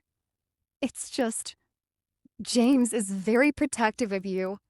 Almost like he has a personal stake in all of this. I know what you are doing, Evelyn, but not everyone is as dirty as you. I spat and clenched my fist, and before I could say something much harsher to get her out of here, a bitter laugh escaped Dominic. Well, he mused coldly, I suppose we'll find out the truth soon enough. Once the pup is born, there won't be any more doubts. My breath hitched. He didn't trust me. He truly thought there was a chance that the child I carried wasn't his. As for you and me, Olivia, Dominic continued, his voice devoid of warmth, our marriage is as good as over. The finality in his tone sent an unbearable ache through my chest. And then, Evelyn's final words struck me like a thunderclap. At least by then, my wolf will have fully healed, and Dominic can finally claim his true Luna. My heart stopped. Her wolf was injured? I swallowed the lump in my throat, my mind racing. Evelyn had returned conveniently after all these years, right as my world came crashing down. She was pushing for my execution, poisoning Dominic's mind against me, and now her wolf was injured too? Something wasn't right. The news came as a shock to me, leaving a cold, sinking feeling in the pit of my stomach. 5 years ago, in that fateful accident, my wolf had been gravely injured and had fallen into a deep, unshakable slumber. I had spent years grieving the loss of a part of myself, my soul, my other half, who would have helped me in so many ways even today. It was hard for me to accept that she might never wake again. But now, with Evelyn's sudden return, another disturbing truth had surfaced. Her wolf was injured too. How was that possible? Why was everything getting so confusing? What detail was I missing from 5 years ago? I was certain I hadn't been involved in any way, but things were getting hazy now. And that wasn't all. The mark that had mysteriously vanished from my body had reappeared on hers. Coincidence? No. This was too precise, too calculated, and all of this started happening when she arrived. The pieces of the puzzle were beginning to align, forming a horrifying picture. But before I could think further, Dominic's body tensed beside me. His jaw tightened. His brows furrowed as his gaze turned distant. Someone must have been mind-linking him. Moments later, he stood up from the chair, his expression hardening as he slipped into his alpha mode, completely devoid of emotion. I had known this face for quite some time now. Something serious must have come up. I have to go. His voice was clipped and urgent. Evelyn, who had also been watching closely from across the room, immediately stood as well. I'll come with you, she said sweetly, reaching for his arm. Dominic had barely risen from his seat when Evelyn, ever the opportunist, was right beside him, her delicate hand brushing against his arm in a way that sent irritation crawling under my skin. No, it's pack business, Dominic said firmly, stepping away from her touch as if it burned him. His voice was clipped, emotionless. You should return to the Alpha's residence and rest. It wasn't a suggestion. It was an order. For the first time, I saw something flicker across Evelyn's perfectly controlled expression, something dark, displeasure, annoyance, a crack in her well-maintained mask. She didn't like the way he spoke to her, especially in front of me. But as quickly as the crack appeared, she smoothed it over, replacing it with a look of soft concern. Are you sure? She asked, her voice coated in sugar. I could help. Evelyn. Just her name spoken with cold authority. His tone sharpened, leaving no room for argument. His patience, thin as ice, was running out. I said no. Her lips pressed into a thin line, but she quickly forced out a sigh, as if reluctantly relenting. "All right," she murmured, lowering her gaze just enough to appear demure. "Just be careful. I'll wait for you at dinner." And then she moved. I watched as she leaned in toward him, her head tilting slightly, lips parting ever so slightly. My breath caught. Was she really going to kiss him? Right in front of me? His wife? The audacity of this woman. First, she pretended to care about me and my child, spinning her web of fake concern and sugary words, and now she was making a move on my husband as if I didn't exist. I knew her game. I knew why she was here. She wanted to erase me, to remove the last obstacle in her way so she could reclaim her place at Dominic's side. And the worst part? He hasn't even divorced or ejected me yet. She was already acting like I was nothing more than a ghost, a forgotten stain in his past. I clenched the sheets beneath my fingers, my nails digging into the fabric as a slow, seething anger burned in my chest. But then, he dodged. It was quick, subtle, but unmistakable. Dominic turned his head away at the last second, his body shifting slightly to the side so that her lips barely grazed his cheek instead.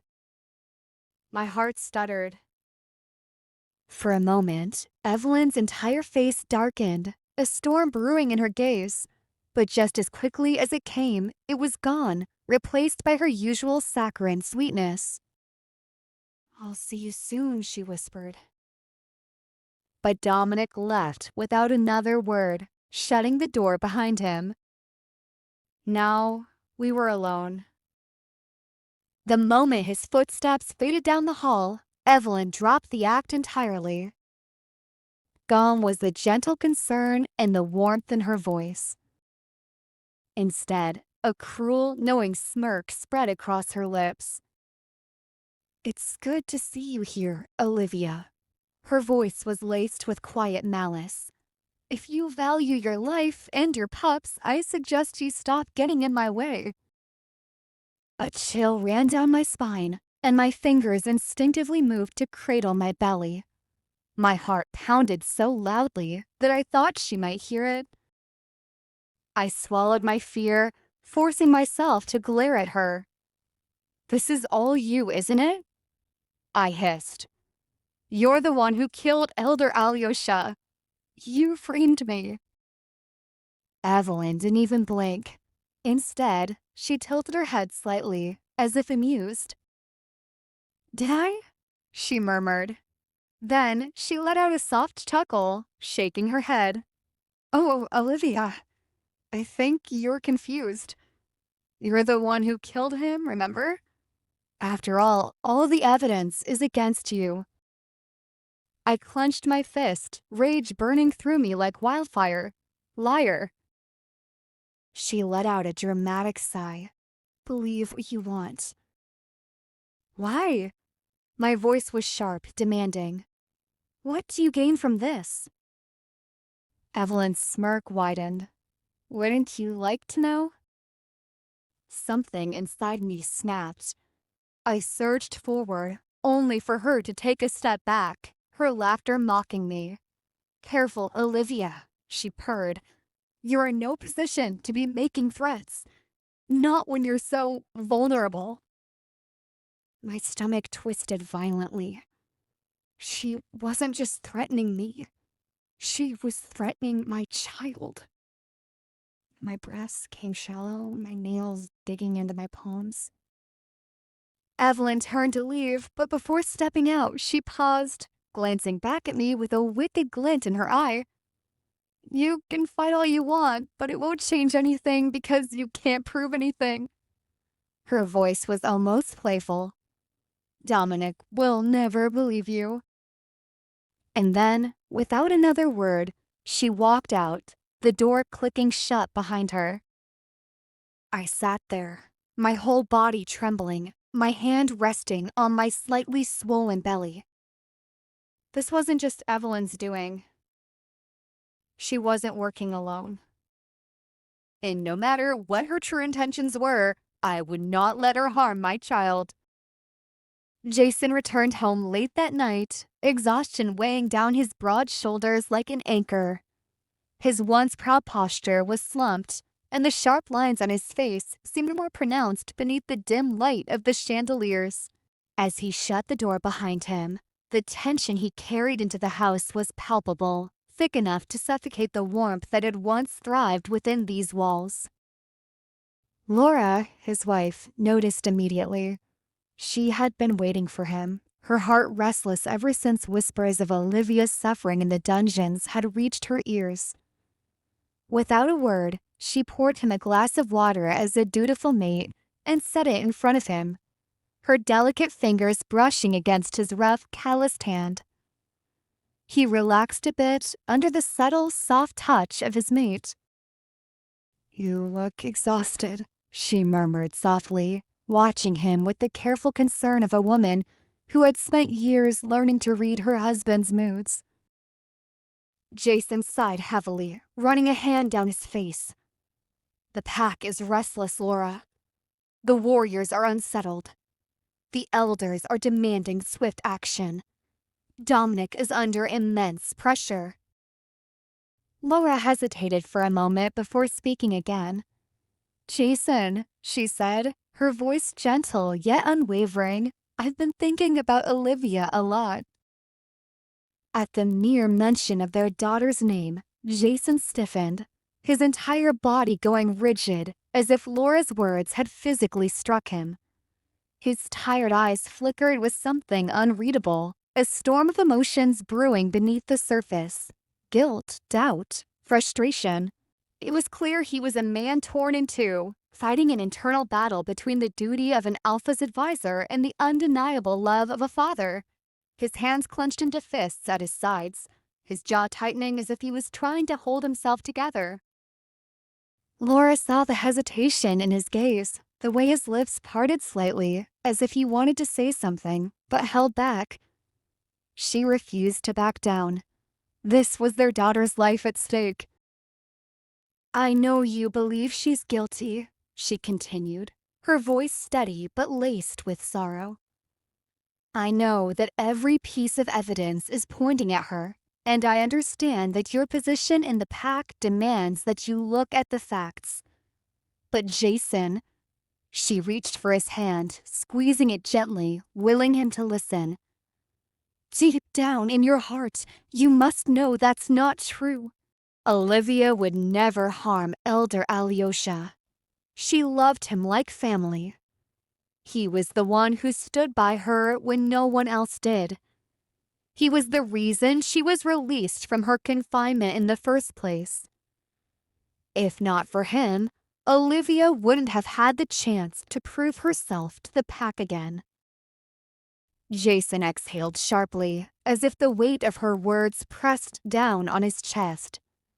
He ran a hand through his hair, his frustration evident in the furrow of his brow. "The evidence says otherwise, Laura," he muttered, his voice thick with turmoil. "Evelyn saw her go into the elder's chambers. The Omega servant saw it too. No one saw her leave. The elders are calling for justice. What am I supposed to believe? How can I ignore what's right in front of me?" Laura's grip on his hand tightened. "Believe in your daughter, Jason," she cried, desperation creeping into her voice. "Believe in the girl we raised. We know Olivia. We know her heart, her soul. She has never been capable of such cruelty.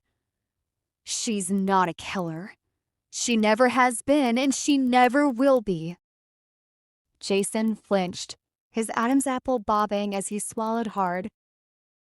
Laura's voice softened, but the intensity in her eyes only grew. "She is our child, and she is alone in that dungeon right now, suffering while the real murderer walks free. She needs us, Jason. She needs you. You are her father. If we, her own parents, don't stand by her, then who will? Tears burned in Laura's eyes, but she refused to let them fall. Her voice shook as she continued, "We all know Olivia. She has always put others before herself. She is the kind of person who would set herself on fire before harming the feelings of the man she has loved for so many years. She would never raise a hand against Elder Alyosha. You know this. You know this. You feel it." Jason turned away, his breath coming in short, heavy bursts. He looked lost, torn between the Alpha's laws he had upheld his whole life and the deep-rooted love of a father who knew his daughter could never commit such a heinous act. Laura took a step closer, lowering her voice to a whisper. "Please, Jason, if there's even the smallest part of you that still believes in our daughter, then you owe it to her to fight for the truth before it's too late." For the first time that night, Jason had no response. Jason clenched his jaw, his hands balling into fists on the table. Suddenly, the front door opened and James walked in. His expression was grim, his usually calm demeanor shadowed with barely restrained anger. Jason immediately noticed the way his son's shoulders were tense, his hands flexing at his sides. Third person's point of view, James. "Are you okay?" Laura called out, her concern deepening. James took a deep breath, steadying himself before speaking. "I just came from the dungeons," he said, his voice tight with fury. "I saw Olivia today." Silence fell over the room. Like a thick fog, Jason sat up straighter, his brows furrowing and, James repeated, his voice rising with barely contained rage. "She is barely surviving in there. She is malnourished, weak, emotionally wrecked. Do you even know the conditions they're keeping her in? She is pregnant, father, carrying Dominic's pup, and they treat her like an animal. Not even just a criminal. They forgot she doesn't have her wolf to heal her." Laura let out a sharp gasp, her hands flying to her mouth. Her worst fears had been confirmed, and the image of her daughter suffering alone in a cold cell shattered something inside her. Jason's face darkened, but he kept his expression unreadable. "She is under investigation." Investigation? By lashing her and ruining her? Is this how criminals are investigated in the dungeons? James snapped. Or is it punishment for a crime she didn't commit? He took a step forward, his eyes blazing. "Have you not considered how convenient all of this is? Elder Alyosha's sudden death. The so-called evidence against Olivia. And most of all, how it all happened right after Evelyn returned." Jason's mouth opened slightly. But no words came out. James pressed on. "I don't trust it. It doesn't add up. Evelyn shows up, and suddenly Olivia is framed for murder. It is too much of a coincidence, and it doesn't matter what the evidence says. I know Olivia can't do this." Jason leaned back in his chair, rubbing his chin in thought. His mind flashed back to the reports from that night. The patrol shifts had been changed at the last minute, something highly unusual. At the time, he hadn't thought much of it, but now, it gnawed at him. "James," he said, after a long pause, his voice lower, more contemplative. "You are saying you suspect Evelyn. You know that Evelyn is," James scoffed. "Evelyn is what? Untouchable. I know better than to throw blind accusations, but I will say this. She has the most to gain from Olivia's downfall, and I refuse to stand by while my sister suffers for something she didn't do." Jason's gaze flickered to Laura, who was watching them both with wide, fearful eyes. His gut twisted. Had he been too quick to judge, too blind to see what was right in front of him? After a long silence, Jason straightened his shoulders. "I need to look into this," he murmured. I'll start by questioning the warriors who were on duty that night. James gave a stiff nod. And I'll do my own investigation. Jason shot him a warning glance.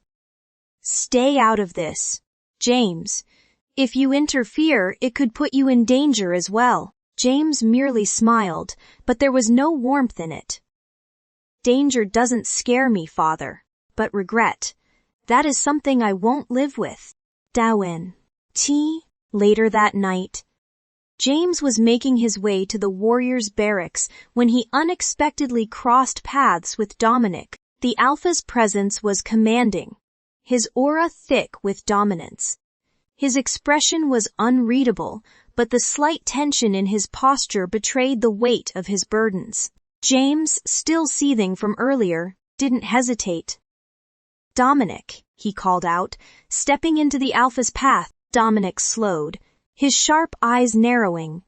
James, he acknowledged coolly, you need to do something about Olivia. James said without preamble, she doesn't deserve this. Dominic's expression hardened. This isn't your concern. James clenched his jaw. It is when my sister is being tortured in your dungeons. Dominic's eyes flashed with something dangerous. Stay out of pack affairs, James.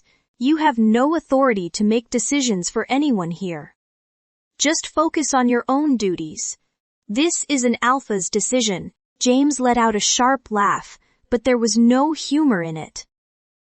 An Alpha's decision, he repeated mockingly. You mean neglecting your own mate in favor of an outsider. Dominic's hands curled into fists, his control slipping for a fraction of a second. Watch your mouth, James, he warned, his voice laced with dominance. James didn't back down. You are making a mistake, he said, voice tight with frustration.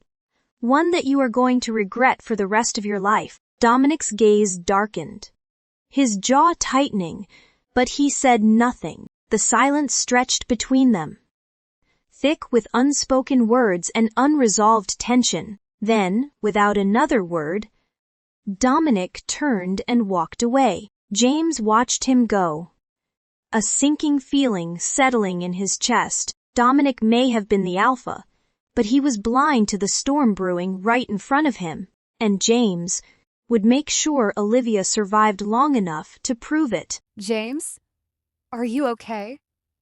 Laura called out, her concern deepening. James took a deep breath, steadying himself before speaking. I just came from the dungeons, he said, his voice tight with fury. I saw Olivia today. Silence fell over the room like a thick fog. Jason sat up straighter, his brows furrowing. And? James repeated, his voice rising with barely contained rage.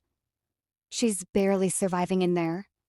She's malnourished, weak, emotionally wrecked. Do you even know the conditions they're keeping her in?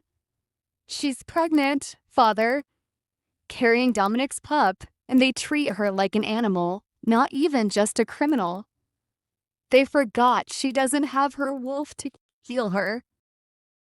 Laura let out a sharp gasp, her hands flying to her mouth.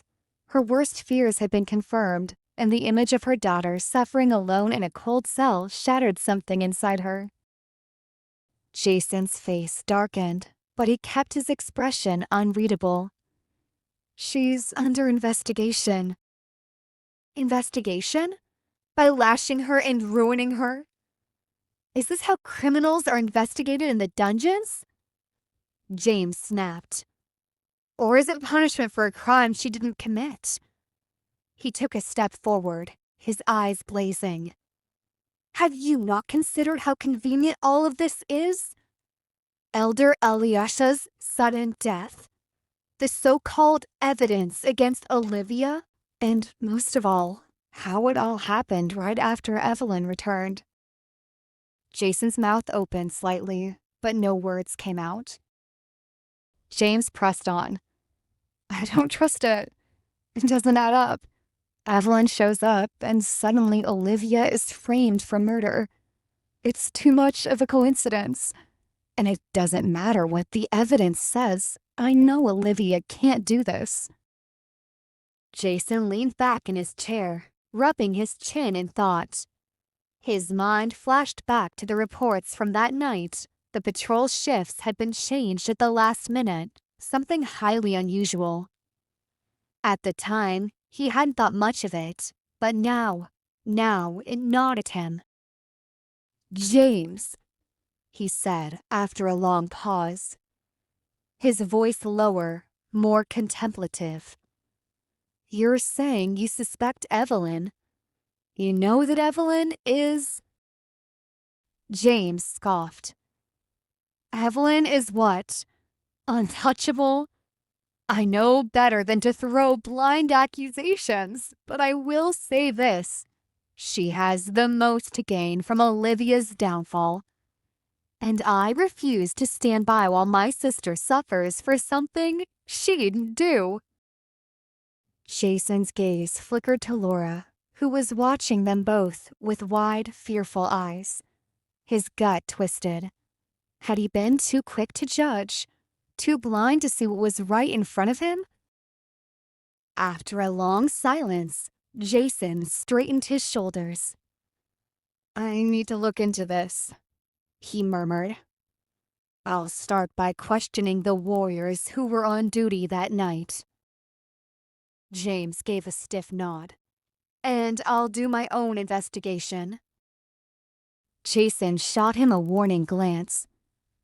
"Stay out of this, James. If you interfere, it could put you in danger as well." James merely smiled, but there was no warmth in it. "Danger doesn't scare me, Father. But regret? That's something I won't live with." Later that night, James was making his way to the warriors' barracks when he unexpectedly crossed paths with Dominic. The Alpha's presence was commanding, his aura thick with dominance. His expression was unreadable, but the slight tension in his posture betrayed the weight of his burdens. James, still seething from earlier, didn't hesitate. "Dominic," he called out, stepping into the Alpha's path. Dominic slowed, his sharp eyes narrowing. "James," he acknowledged coolly.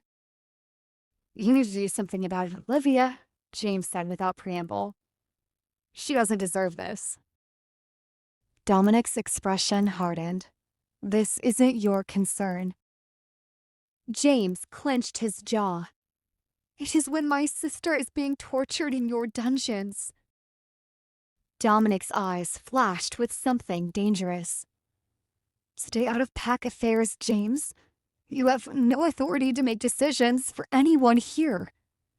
Just focus on your own duties. This is an Alpha's decision." James let out a sharp laugh, but there was no humor in it.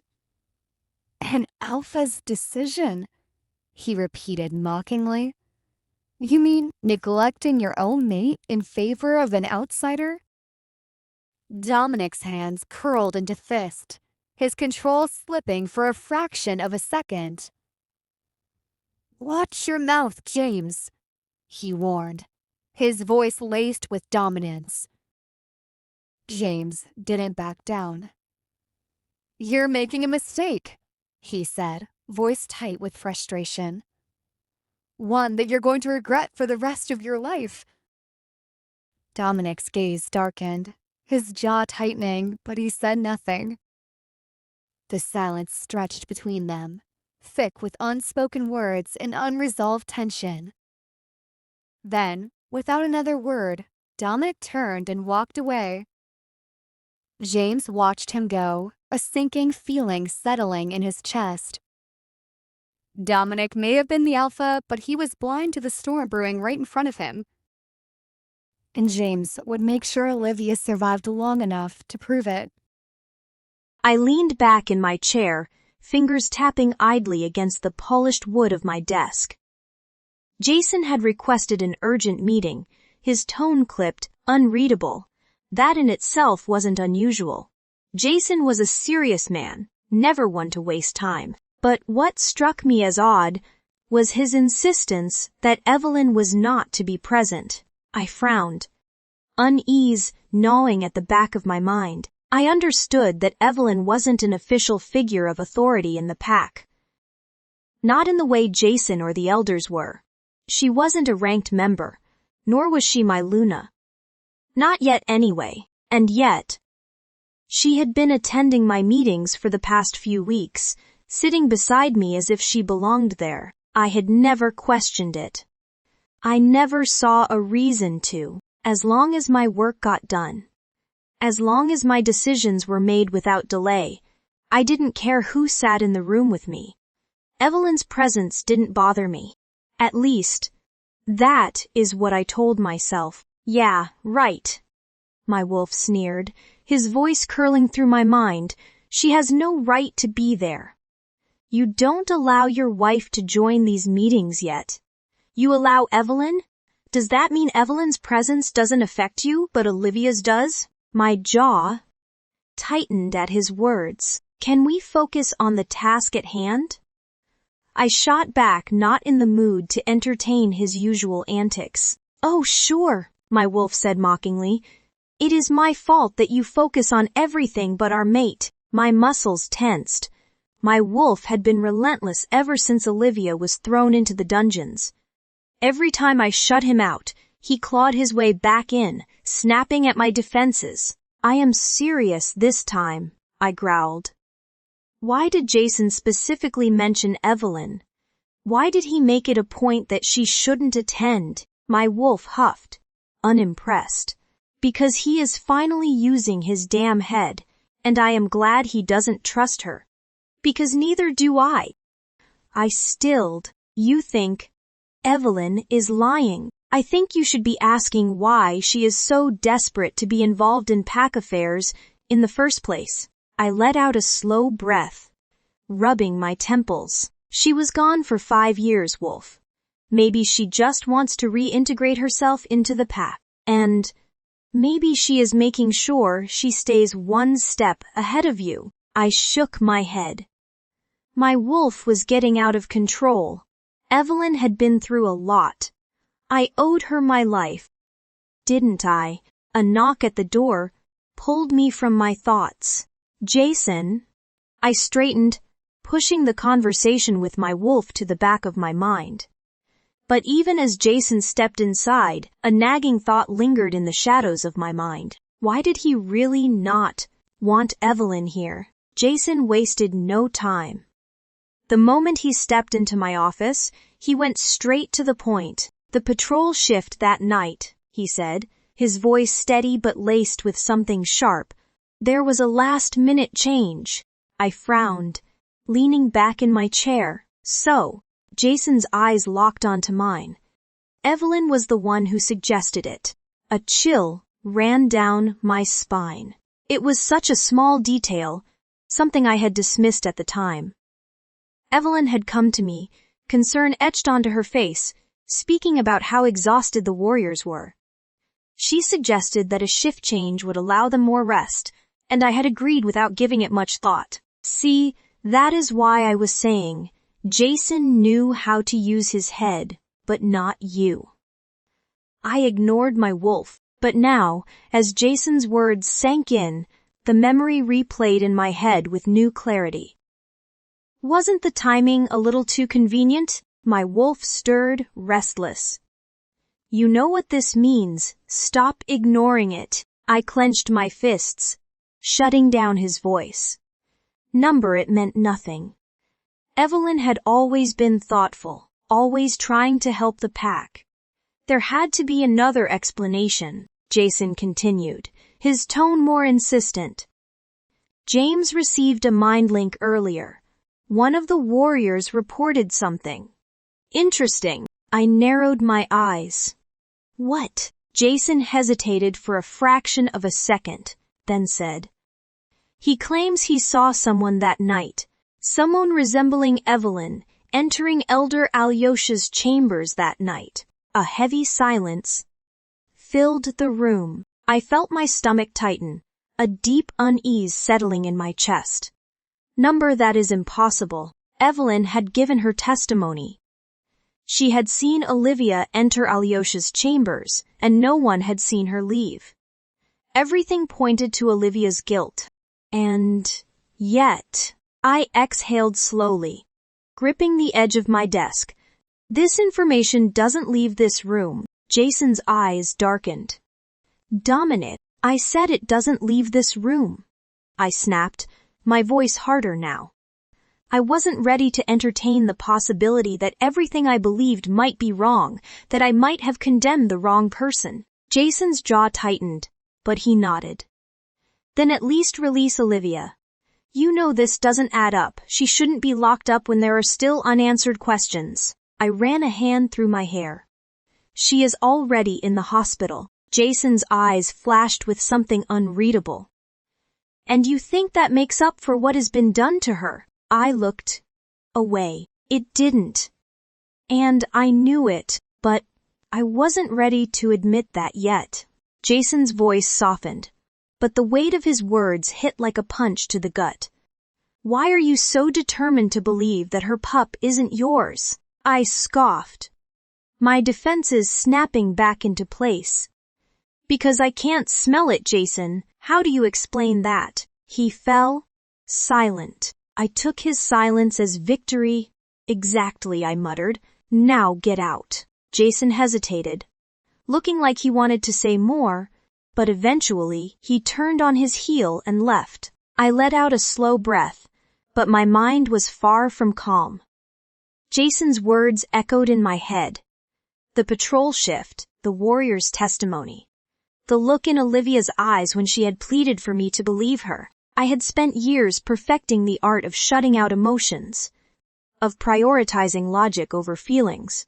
But right now, logic and reason weren't aligning. Without realizing it, I had left my office, my feet carrying me to the hospital wing. I stood in the doorway of Olivia's room, my gaze falling on the fragile figure curled up on the bed.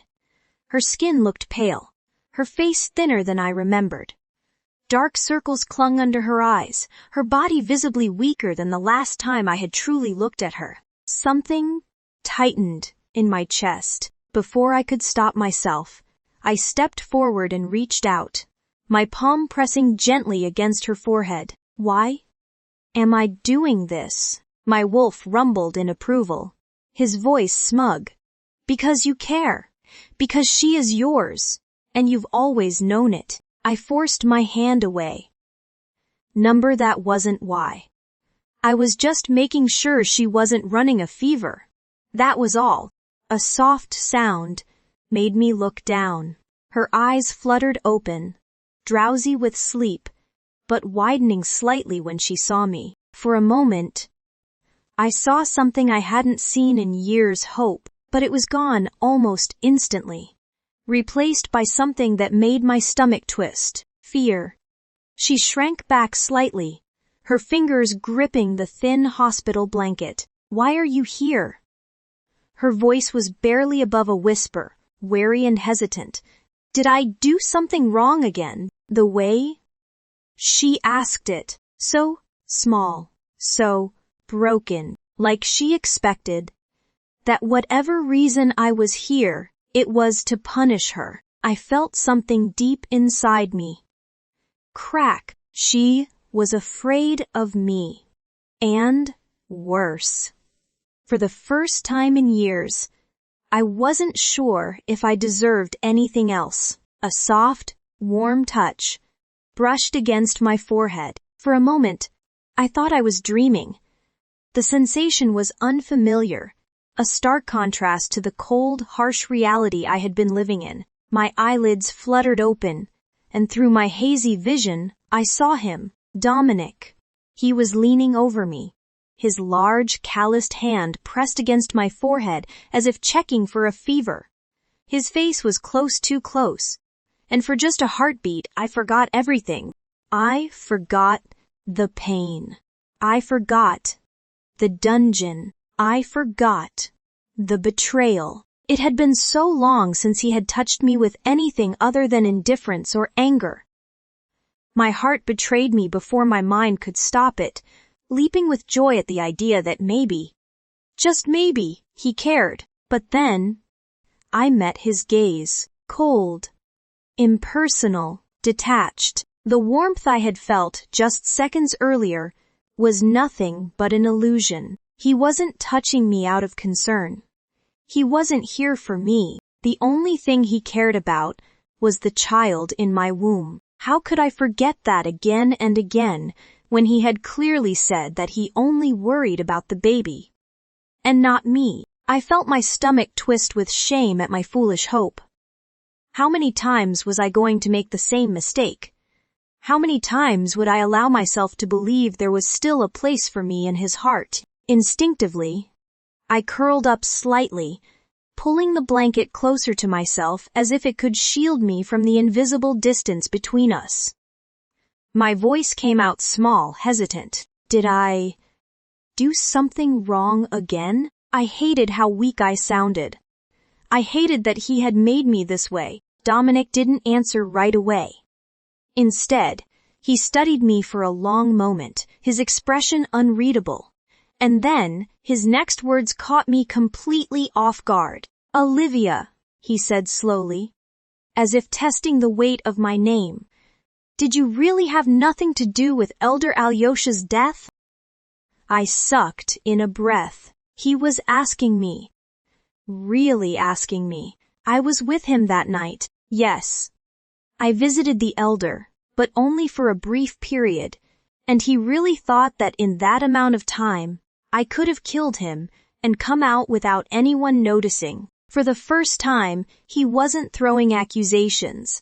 He wasn't condemning me before I could defend myself. A flicker of something hope bloomed inside me. I opened my mouth, ready to nod, to swear to him that I had nothing to do with it, that I had never hurt the man who had saved me, that no matter how much I had suffered in this pack, I would never be capable of something so monstrous. But before I could get a single word out, Dominic, a familiar voice, sliced through the fragile moment like a blade. I turned my head toward the doorway. There she was, Evelyn, always there.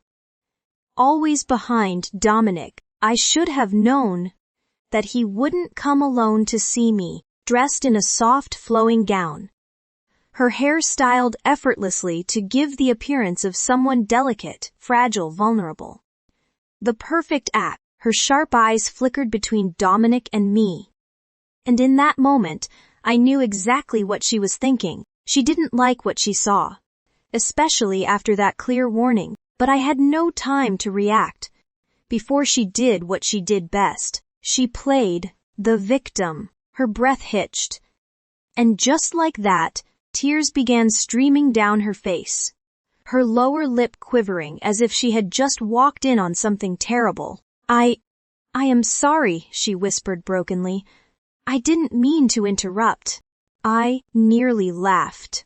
What a joke. I had seen this performance 1,000 times before, but it never ceased to amaze me how effortlessly she could switch from manipulator to poor, wounded girl in an instant.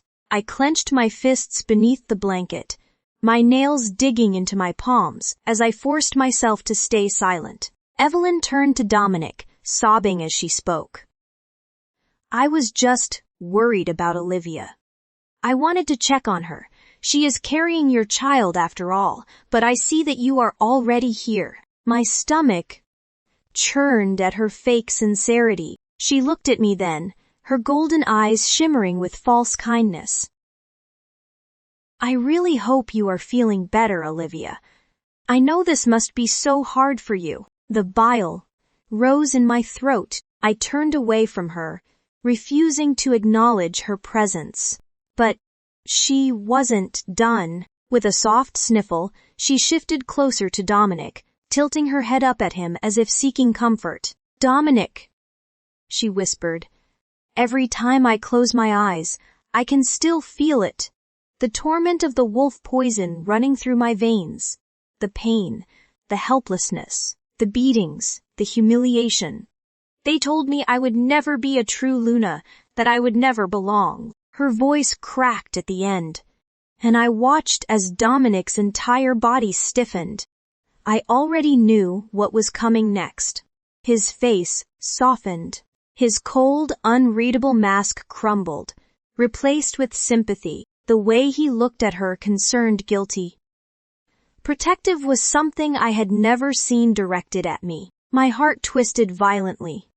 But I forced myself to keep my expression blank. He moved before I could blink, stepping away from me and toward her without hesitation. I watched as he reached out and took her hand, gently, affectionately, like it was second nature to him, like I had never existed. And then, without looking back, without sparing me so much as a second glance, he led her away. The door clicked shut behind them, and the silence that followed was deafening. I stared at the empty space where he had stood, where just moments ago, I had almost believed there was still something left between us. How foolish. A shaky breath escaped me, my throat tightening. So he was capable of caring for someone. After all, it was just never going to be me. Slowly, I placed a trembling hand over my belly, and at last, after holding them back for so long, the tears came. As I dropped Evelyn back into her room, she leaned into me, her delicate arms wrapping around my neck, her breath warm against my skin. Her body trembled slightly as if she were barely holding herself together. I had seen her like this before. Fragile, vulnerable, as if she might shatter if I let go. I knew that I mattered to her the most. Before she disappeared, we had been together all the time.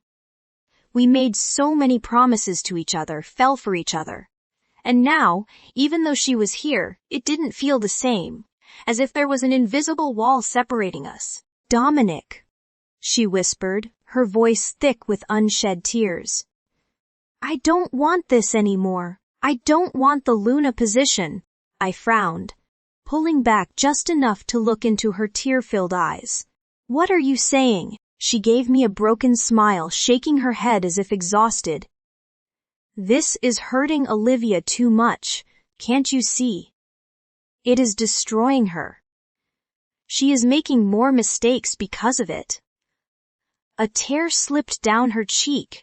I can't do this anymore, I think. I think it is best if I leave. An uneasy feeling twisted in my gut. She wanted to leave. I couldn't let that happen. I gripped her shoulders, holding her steady. Evelyn, stop. You are important to this pack whether you take the Luna position or not. And you are important to me. My voice was firm, certain. I will protect you, no matter what happens. And I meant every word. I didn't care what Olivia or any other person in the pack thought. Evelyn was important. She was with me when I was at my lowest, and I couldn't let her go now when she needed me the most. That would be cruel to her. A sob racked through her, and she clung to me tighter. But the pack, Dominic, they hate her because of me. Her voice broke, and she hesitated as if reluctant to continue. On my way here, I overheard some of them talking, wondering when Olivia would be punished. They can't accept that their seer was murdered, and as long as she is here, they won't stop. And I can't help but think that all of this is happening because of me. Believe it or not, she is my friend. I do care about her, but as long as I am here, the pack won't treat her as the Luna. My entire body went rigid. Evelyn's words echoed in my mind, colliding with the doubts that had been forming since my conversation with Jason. The pack did want justice. They wanted closure. And they had already decided who was guilty. I exhaled sharply, rubbing my temples. Evelyn must have sensed my hesitation because she suddenly pulled back just enough to look at me. Her golden eyes searching mine. I know what this is really about. I can already see it, she whispered. I tensed. What? She bit her lip as if debating whether to say it. Then, with a shaky breath, she whispered, "You've fallen for her, haven't you?" My head snapped up. "What?" She let out a small, sad laugh, her fingers grazing my chest as if trying to comfort me. "It is okay, Dominic. I see the way you look at her, the way you react when James is near her." Her voice was barely above a whisper. "You love her." A sharp denial rose in my throat immediately. "No," I growled. "I could never love someone like her. She is a cruel woman who can never love anyone, and I am certain that I don't love her. Don't think of such nonsense." But even as I said the words, something inside me twisted. Something that felt a lot like a lie. My wolf scoffed. "Then why did you want to rip James apart for touching her? Why does it drive you mad every time you see her in pain?" I clenched my jaw. Ignoring him, Evelyn smiled, tilting her head. "You can say that all you want, but I know you, Dominic. Anyways, I trust you." Her fingers traced slow, lazy circles over my chest. "You are too tense. Too exhausted. Let me help you relax." I stiffened as she trailed her hands lower, her fingers brushing against my belt buckle. For a split second, the familiarity of it pulled me in the years of longing for her, of waiting for this moment when we could finally be together again. But something was wrong. The way she touched me now, it felt wrong. I caught her wrists and gently pushed her away. "Number." Evelyn blinked in surprise. "Dominic, until things between Olivia and I are officially over." "This," I gestured between us, my voice firm. "This isn't happening." A moment of silence stretched between us.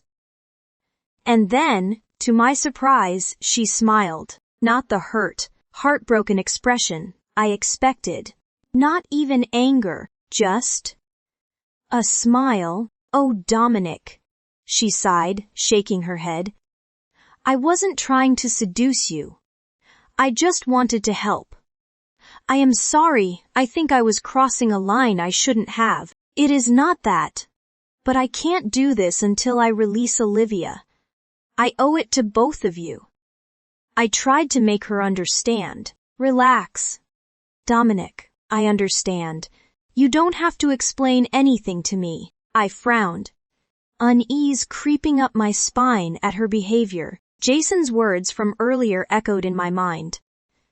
Evelyn was the one who suggested the patrol shift change that night. Before I could hesitate, I met her gaze and asked the question that had been eating at me since Jason left my office. "Did you meet with Alyosha before his death?" Her reaction was subtle, a slight pause, a flicker of something in her eyes, so brief that if I hadn't been watching closely, I might have missed it.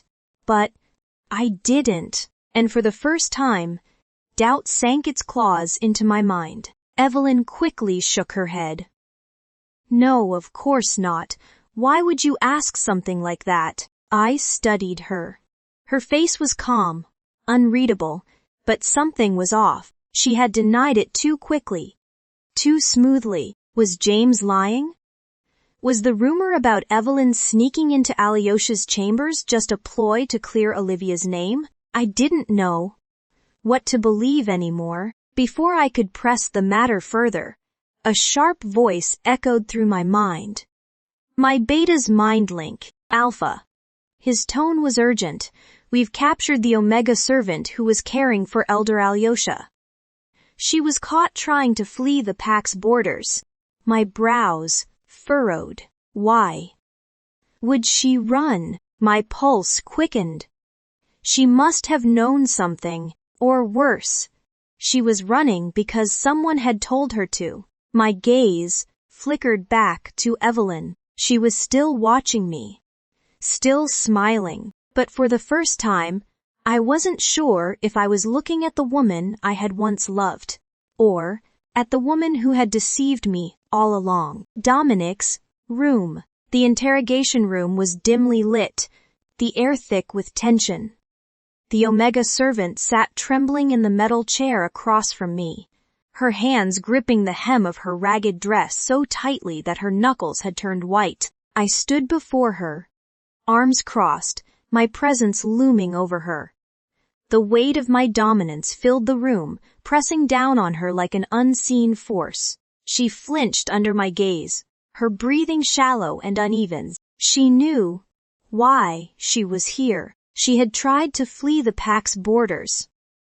And now, I wanted to know why. "Look at me," I commanded, my voice low but sharp. She hesitated before slowly lifting her head, her eyes darting around as if searching for an escape. Her entire body trembled. Omegas were naturally submissive to authority, but this was something else. This was fear. "Why were you trying to run?" I asked. My tone even controlled, her lips parted, but no words came out. Her gaze flickered to the guards at the door, as if debating whether they would intervene if she refused to speak. I leaned in slightly, watching her closely. "I don't have time for games. If you know something about Elder Alyosha's death, you need to speak now." She swallowed hard, shaking her head. I can't," she whispered, her voice barely audible. I narrowed my eyes. "What do you mean you can't?" Tears welled in her eyes. "If I say anything, they'll kill me." "They?" My stomach twisted. "Who?" I demanded, my voice sharper now. She shook her head violently, her entire body shuddering. "I can't please Alpha. If I talk, I won't live to see another day." Her fear was real, palpable. But I needed the truth. I exhaled slowly, then took a step closer. The weight of my aura intensified, pressing against her fragile frame. Her body stiffened, her breath catching in her throat. "I am your Alpha," I said, my voice laced with command. "And I command you to speak the truth." She gasped sharply, the force of my words making her grip the chair as if she might collapse. Omegas were too weak to resist an Alpha's command. It was an undeniable, inescapable order. "If you refuse to speak," I continued coldly, "then you will die here for defying me." Her breath came out in strangled gasps, her body trembling like a leaf in a storm.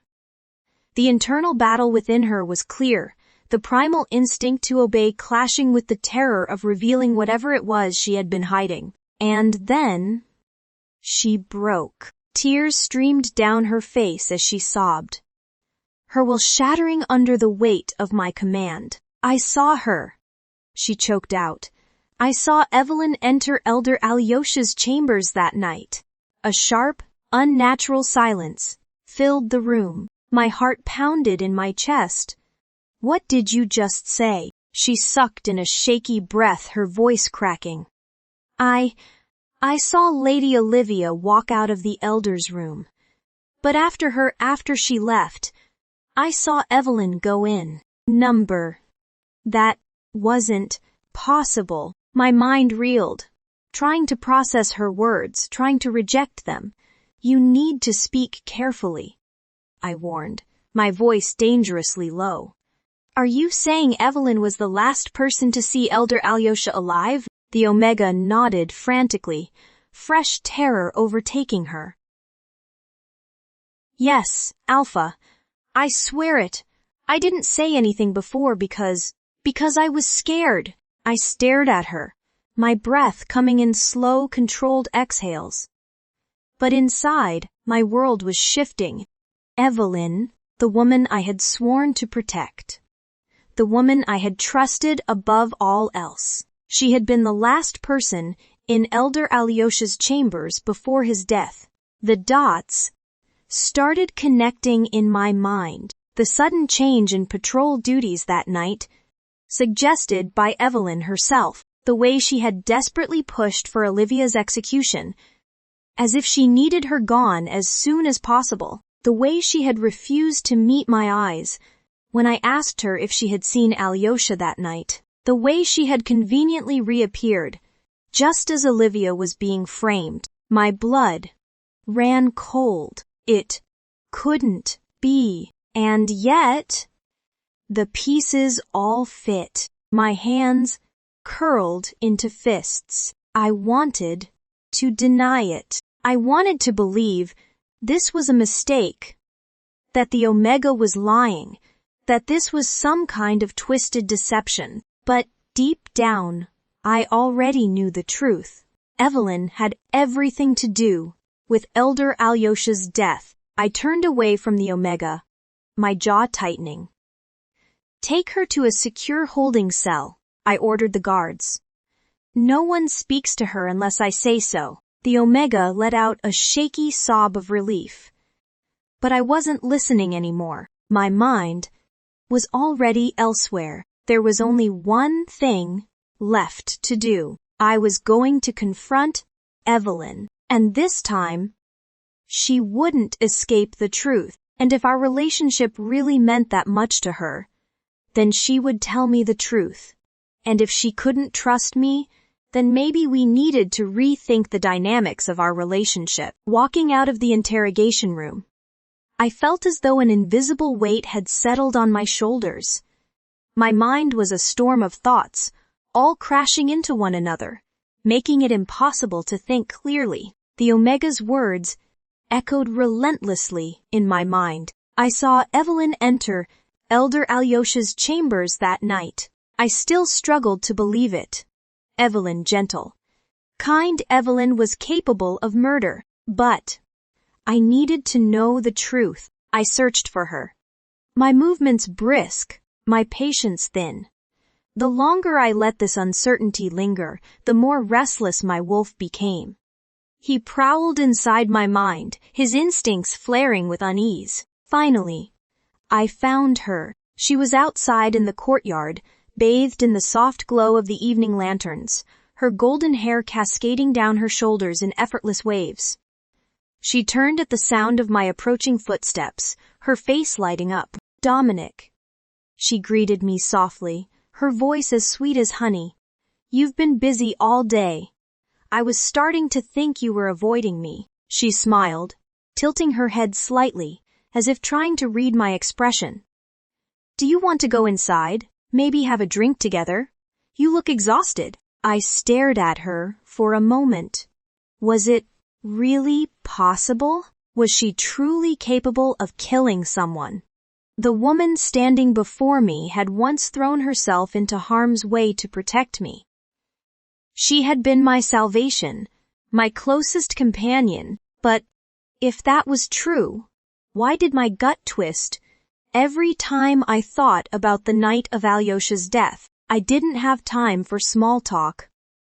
I needed answers. Without wasting another second, I cut through her words. "Evelyn," I said, my voice firm, "do you know anything about Elder Alyosha's death?" Her expression faltered, just for a moment, but it was enough for me to catch it. She recovered quickly, letting out a soft chuckle. "Dominic, why are you asking me that? I already told you what I know." She reached out, her fingers grazing my forearm. "Let's not talk about something so unpleasant." I didn't move. My muscles tensed under her touch, but I kept my eyes locked onto hers. I wasn't going to let her change the subject. "Did you visit Elder Alyosha after Olivia left his chambers?" I asked, more directly this time, a sharp intake of breath. Her shoulders stiffened slightly. Then, without warning, Evelyn broke down into sobs. "I didn't mean to," she cried, covering her face with her hands. "Dominic, I swear I didn't mean for any of this to happen." My heart clenched, no matter what she had done. Seeing her like this, so small, so broken, stirred something inside me. I reached for her shoulders gently. "Evelyn," I said, lowering my voice, "just tell me the truth. What happened that night? You know you can tell me anything, and I won't judge you." She sniffled, looking up at me with tear-filled eyes. I went to see him," she admitted shakily. I needed to know the truth about the Phoenix mark. About Olivia's mark and why everything changed the moment she got it. I thought if Alyosha could explain it, then maybe I could finally understand why the goddess chose her instead of me, and how Olivia got that mark when I also have one. I stayed silent. Listening, Evelyn swallowed hard, her hands trembling. But he got upset with me. He told me I was meddling with things I didn't understand, that I had no right to question fate. But Dominic, I needed to know. How could I let all this slide so easily when I could see what this fate was doing to us? To Olivia and to the pack. Her voice cracked. Desperation thick in her tone, so I pressed him for answers. I begged him to tell me the truth. She hesitated, her breath shaky, and then he got angry. His eyes turned dark. He lunged at me. Dominic, I didn't know what to do. I was scared. Tears spilled down her cheeks. He attacked me. And I defended myself. It was an accident. I didn't want to kill him, I swear. Dominic, you know me, right? You know that I could never kill anyone, but what I did was simply out of impulse. My chest tightened as I took in her words. Evelyn, killing Alyosha. Out of fear. It sounded believable. Alyosha had been a powerful elder, fiercely protective of the pack's traditions. If Evelyn had truly provoked him, maybe he had lost his temper. Maybe she had only done what she had to in order to survive. Guilt crept into my chest. I had accused Olivia. I had thrown her into the dungeons and forced her to suffer for something she never did. But I also couldn't ignore the guilt weighing on me. For pressuring Evelyn, she had only been searching for answers. She was only doing all this to help me and the pack in a way. And after everything Olivia had done to her, Olivia owed her. The pain Olivia endured was nothing but penance for the suffering Evelyn had been through. As Alpha, it was my responsibility to make a fair decision. And now, I had to decide whether Evelyn deserved punishment. I clenched my jaw, my hands falling to my sides. Evelyn, I said slowly, this was an accident. You don't need to feel guilty about it. I'll take care of everything. She looked up at me, searching my face. You mean, I won't let the truth spread any further, I said firmly. This will remain between us. You will not say anything to anyone, and I will take care of the rest. She hugged me, and I reciprocated. As long as I was here, she didn't have to worry about anything. No one would touch her or question her as long as I was here. I immediately mind-linked Jason and James. Meet me in my office. Now, minutes later, they arrived. The moment they stepped inside, Jason's eyes were sharp with suspicion, and James looked furious. I wasted no time. The investigation is over, I announced. I've found the truth. Jason frowned, and I inhaled deeply. It was an accident. No one is guilty. Neither Olivia nor Evelyn. That is what we will announce to the pack. James clenched his fists at his sides. Are you serious? His voice was low, dangerous. I met his glare evenly. Yes, I am. After weighing everything, whatever happened with Elder Alyosha was because of his own emotions. He tried to attack first, and we have rules regarding self-defense in this pack. So, this is my decision as Alpha. It is final. His jaw tightened, his eyes burning with something close to hatred. But I ignored it. The matter was settled. After the meeting, I found myself wandering aimlessly until my feet carried me to where she was. Outside. Olivia's room. I didn't know why I was here. I had no reason to be here. And yet, just sensing her presence on the other side of the door made my chest feel unbearably tight. Guilt pressed down on me, heavier than I had ever known. I wasn't sure if it was okay to see her and face her. Coward, my wolf scoffed, his voice dripping with disgust. You are too afraid to see what you've done to her. I clenched my jaw. Shut up. But before I could turn away, I heard something. A second voice. James. He was inside her room. Rage erupted in my veins. I threw the door open, and then I froze after what I saw. Olivia's point of view. For the first time in what felt like forever, the day had passed peacefully, despite everything that had happened. The accusations, the suffering, the endless humiliation. There was no new torment awaiting me today. No cold glares from the pack. No sharp words from Dominic. No forced interactions with Evelyn. And I relished the quiet. Evelyn had spent most of the day flaunting her relationship with Dominic, making sure I noticed every lingering glance, every affectionate touch, and every whispered conversation. But I had long since stopped reacting to her provocations. Her words, her opinions, her existence, none of it mattered to me anymore. And, perhaps to her dismay, Dominic hadn't visited me all day either. His absence seemed to frustrate her just as much as it relieved me. Without him near me, Evelyn had less reason to come either, allowing me to finally enjoy my own company without being subjected to her deceitful sweetness. By the time the sun dipped below the horizon, I was more at peace than I had been in weeks. And then, James walked in. A genuine smile spread across my face as soon as I saw him. Unlike so many others, he didn't look at me with disdain or suspicion. He didn't regard me as a criminal or a burden. Instead, his expression was warm, filled with something I had been starved of: genuine concern. How is my patient doing? James asked, stepping closer to my bedside. I let out a small sigh, leaning back against my pillows. Better, I admitted. Surprisingly, today was quiet.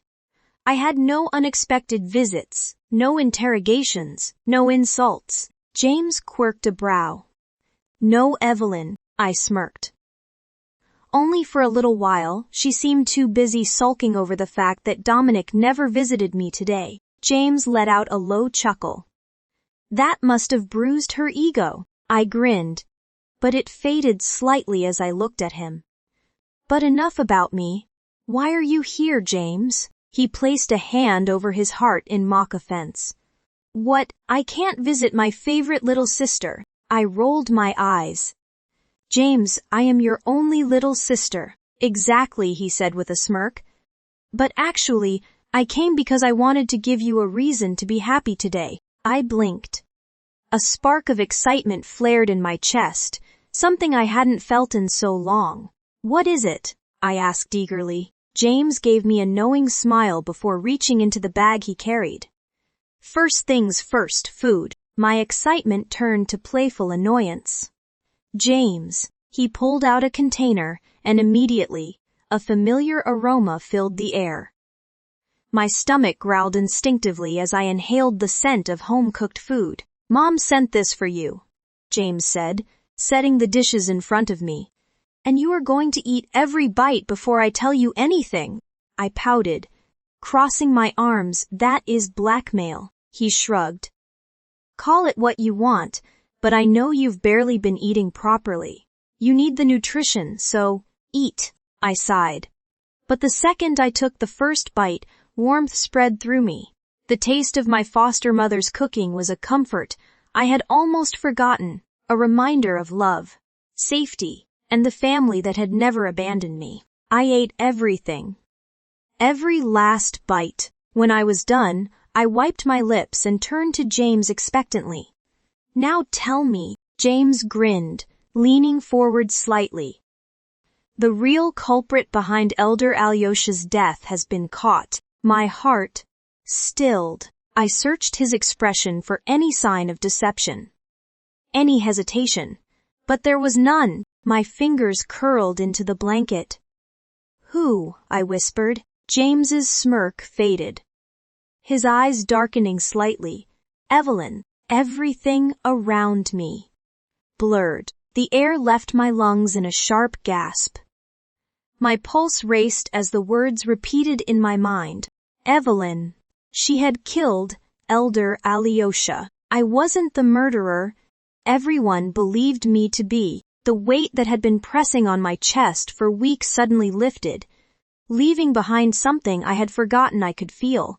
Relief. Laughter bubbled in my throat, spilling out in breathless, almost hysterical waves. I had been right. I had been innocent all along, overwhelmed with joy. I turned to James, and without thinking, threw my arms around him. "Thank you," I whispered, my voice thick with emotion. "Thank you for believing in me." James let out a surprised chuckle, hugging me back. "Always, Olivia." And then, the door burst open. I froze. James stiffened slowly.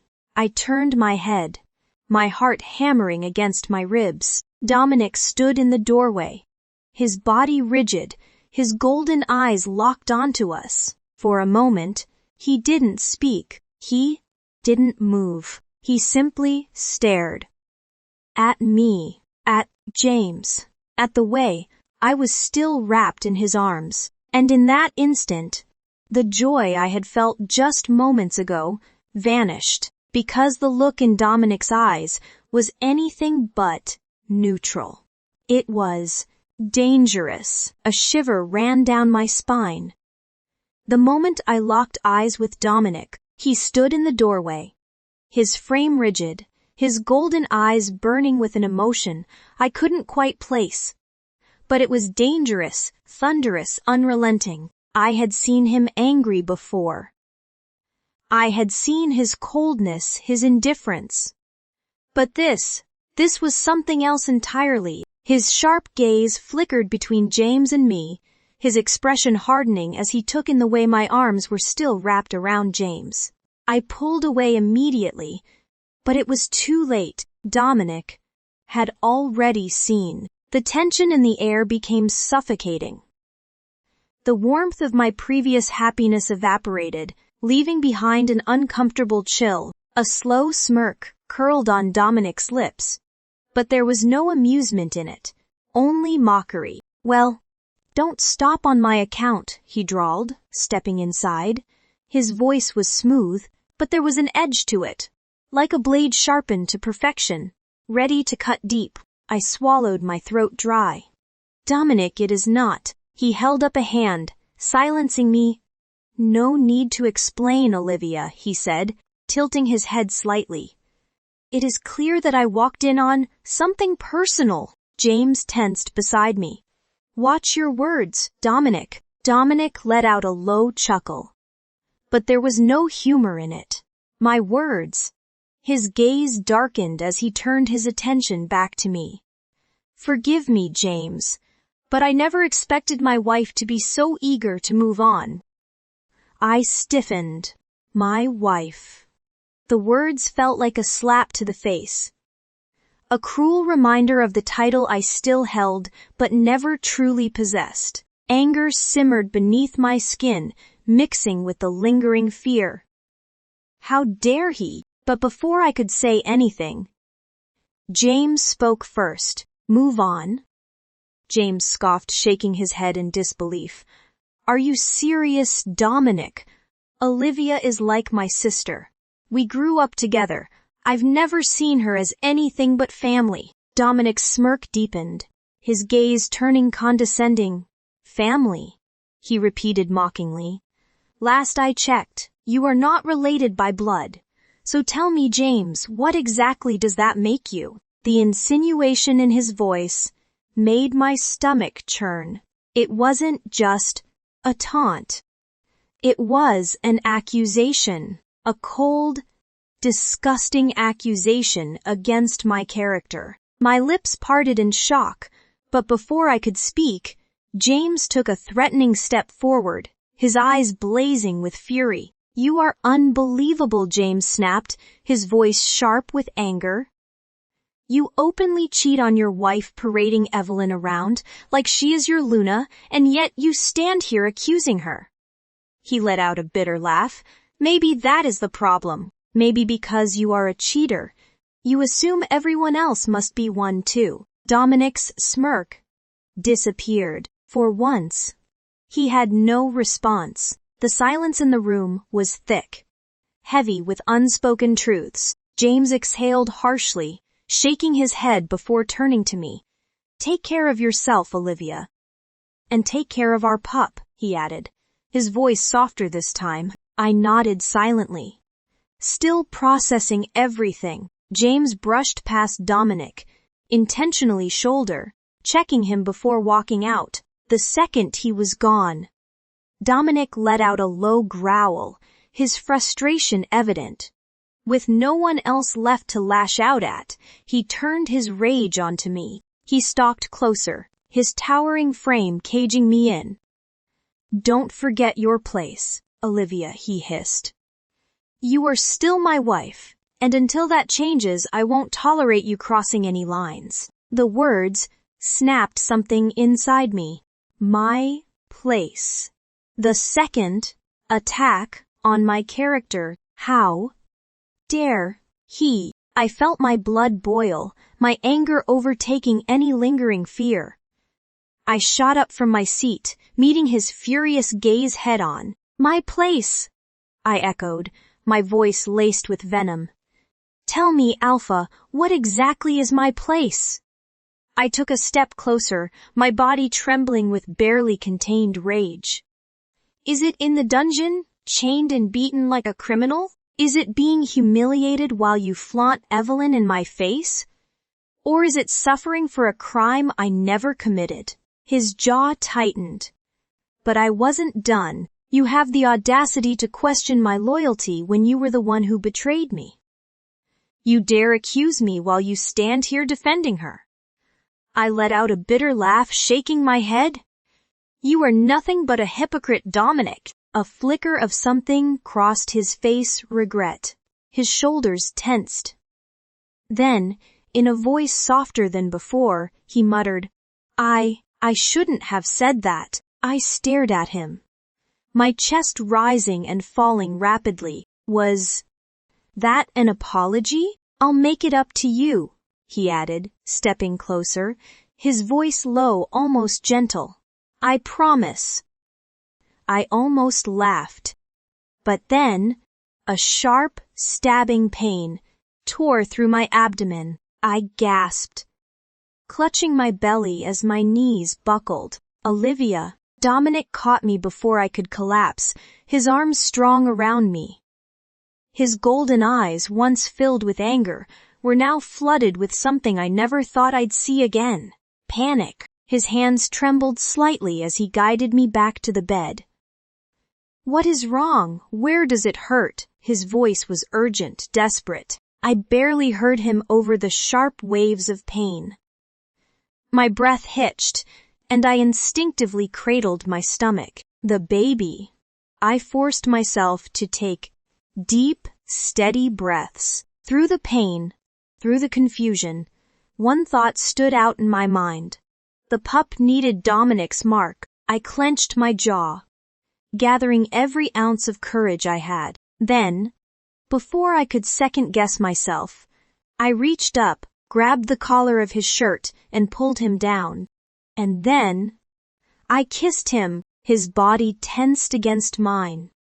His breath hitching in shock, but I didn't care. This wasn't about him. This wasn't about us. This was about our child, and I reminded myself, over and over again, this is only for the baby.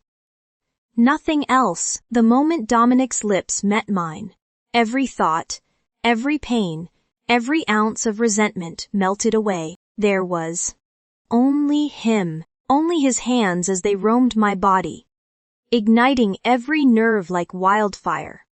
Only his lips, tracing a desperate path down my skin, as if he needed to memorize every inch of me. I lost myself in him. And he in me. We moved together, a tangled mess of passion and need, our bodies desperate as if this were both our first and last time. As if nothing else mattered, as if we had never known pain, betrayal, or heartbreak. Each kiss was a silent confession, each touch a plea, a prayer. And for those fleeting moments, I believed in it. I believed in us. By the time we finally collapsed into each other, breathless and spent, I lay nestled in Dominic's arms, listening to the steady rhythm of his heartbeat. His warmth surrounded me, his strong arms wrapped protectively around me, and for the first time in forever, I felt safe. The baby shifted inside me, settling, and a soft smile played on my lips. Dominic pressed a lingering kiss to my forehead, his hold on me tightening slightly. "I'll protect you," he murmured against my skin. "You and our child. I'll keep you safe within the pack." Something in his voice, his certainty, his promise made me believe him, made me want to believe him. For a single, fragile moment, I allowed myself to hope. Maybe this was the turning point. Maybe now, he finally saw the real me. Maybe now that all the misunderstandings were behind us, we could move forward. Maybe now, he knew I was innocent. Maybe he could finally love me. I lifted my gaze to meet his, searching for the truth in his golden eyes.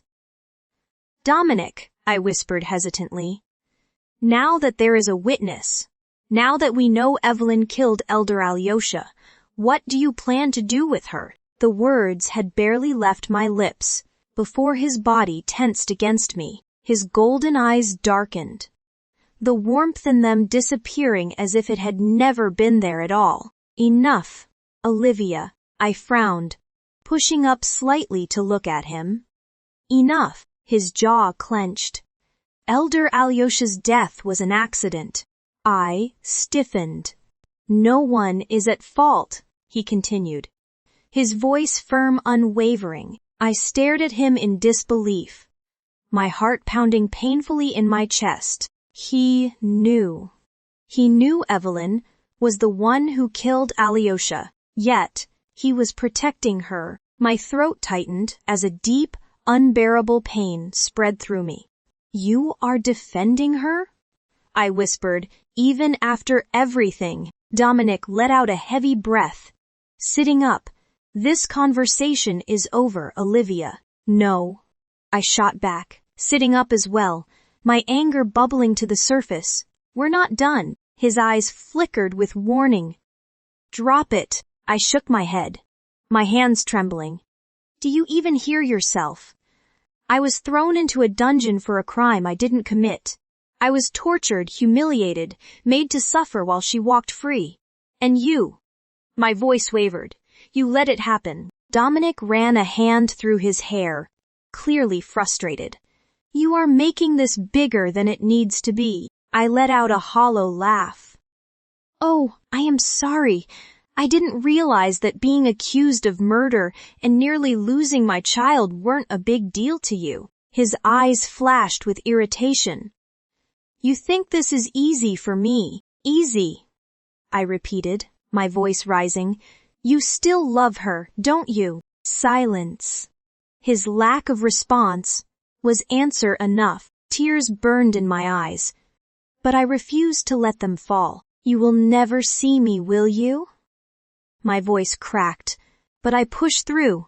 "No matter what I do, no matter what I prove, you will always choose her." Dominic exhaled harshly, shaking his head. "This isn't about that." "Then, what is it about?" I demanded. His gaze hardened. And then, as if he was reaching for a lifeline, he said something that shattered whatever was left of my faith in him. "You and Elder Alyosha were close," he muttered. "Too close. Maybe he had a reason to fake the phoenix mark for you." I sucked in a sharp breath, my entire body going still. My ears rang. My mind went blank. What? Dominic looked at me then, and for the first time, I didn't see my mate. I saw a man who would never believe me, a man who would always suspect me, a man who would never love me. I let out a shaky breath, my chest rising and falling rapidly. You think I lied about my mark? My voice was barely above a whisper, yet it carried the weight of my shattered heart. Dominic didn't answer. He didn't need to. The damage was done. I swallowed back the lump in my throat, blinking rapidly as my vision blurred with unshed tears. I had spent so many years, so many damn years, trying to make him love me and be enough for him, but I never would be. It didn't matter what I did. It didn't matter how much I suffered. He would never choose me. I exhaled slowly, closing my eyes. When I opened them again, something inside me had changed. I wasn't going to beg anymore. I wasn't going to hope anymore. I had completely lost faith in Dominic. You are a fool. My wolf's voice echoed in my head, sharp with frustration. He had been after me ever since that argument I had with Olivia. You pushed her away again, accused her, hurt her. I clenched my jaw, gripping the edge of my desk. I knew that. Do you? My wolf sneered. Because if you did, you wouldn't be here making excuses. You wouldn't be trying to justify the way you keep breaking her. My body tensed. She was attacking Evelyn again. If she hadn't brought it up, I wouldn't have lost my temper. Pathetic excuse. My wolf snapped. That woman nearly destroyed her, made everyone believe Olivia was a murderer and wanted you to execute her. Even after knowing she was with Pup, and yet you still defend her. She accused Olivia of something she didn't do. If it was simply an accident, then she should have come clean and not accused someone else. I growled under my breath. It wasn't that simple. It is, he snarled. You just refuse to see it. I exhaled heavily, pressing my fingers against my temples. Olivia's face flashed in my mind, her eyes filled with betrayal. The way she had looked at me as if I had shattered whatever little hope she had left. The image made something twist painfully in my chest. My wolf was right. Again, I had been cruel. Unforgivably so, and for what? For a lie. I was at fault too. I judged her too quickly without proper investigation, and that too because Evelyn said so. I had made a mistake, a grave one. Fix it before it is too late. I sighed. I would. I wasn't good with words. Not when it came to Olivia, but maybe I could show her. I could only think of one thing at the moment, and so I found myself at the most upscale restaurant in the pack, a place I once frequently visited with Evelyn. A bitter taste filled my mouth at the thought. That part of my life was over. It never should have existed in the first place. I spoke with the owner, asking him to prepare something special a night that Olivia would remember. He nodded eagerly, agreeing without hesitation. Now, all I had to do was get Olivia to agree. High tea. I arrived early on the day of her discharge with flowers in hand and wearing my best suit. When I walked into the hospital room, Olivia looked at me with a mixture of shock and suspicion. What are you doing here? She asked, her voice guarded and cold. Something I wasn't used to hearing. I ignored the sharp stab of guilt in my chest. I came to take you home, I said, simply, her lips pressed into a thin line. I can manage on my own. I am sure, as the alpha, you have better things to do. I bit back a growl. Stubborn woman, You need to rest, Olivia, I reminded her, keeping my voice even, and I know that, and I will rest better if none of you comes near me or bothers me, she said. It was a simple statement, but it irked me. Was she saying that my presence disturbed her? Please, think of the pup at least, at the mention of our child. She hesitated, a flicker of something unreadable crossed her eyes before she finally exhaled and nodded. Fine. She climbed into the car without another word, but I didn't miss the way she kept her body turned slightly away from me. As if to create distance, I had no right to feel irritated by it, because I made her like that. As I drove, I noticed the moment she realized we weren't heading back to the Alpha House. Her brows furrowed, and she shot me a questioning look. Where are we going? I kept my eyes on the road. I am taking you on a date. Silence. A flicker of surprise crossed her features, but she quickly schooled her expression. A date? She repeated, her tone flat. Yes. She let out a dry laugh. Aren't your dates supposed to be reserved for Evelyn only? She is not my wife, you are, I answered patiently. Oh, you remember that? She questioned as if she herself had forgotten this fact. Olivia, please. Let's not argue, I gritted my teeth. Well, okay, but that is rich coming from you. I gripped the steering wheel tighter. Olivia, why? She cut me off. What exactly are you trying to prove? I inhaled deeply, trying to steady my temper. Nothing. I exhaled sharply. I just want to do something for you. She stared at me for a long moment before turning her gaze out the window. Whatever. I wasn't sure if that was an agreement or not. But she didn't fight me. That was enough. Yet, as I glanced at her again, something else caught my attention. She had lost weight. A lot of weight. A deep frown settled on my face. Had she been eating properly? Had she been struggling all this time? While I had been too blind to see it, guilt slammed into me.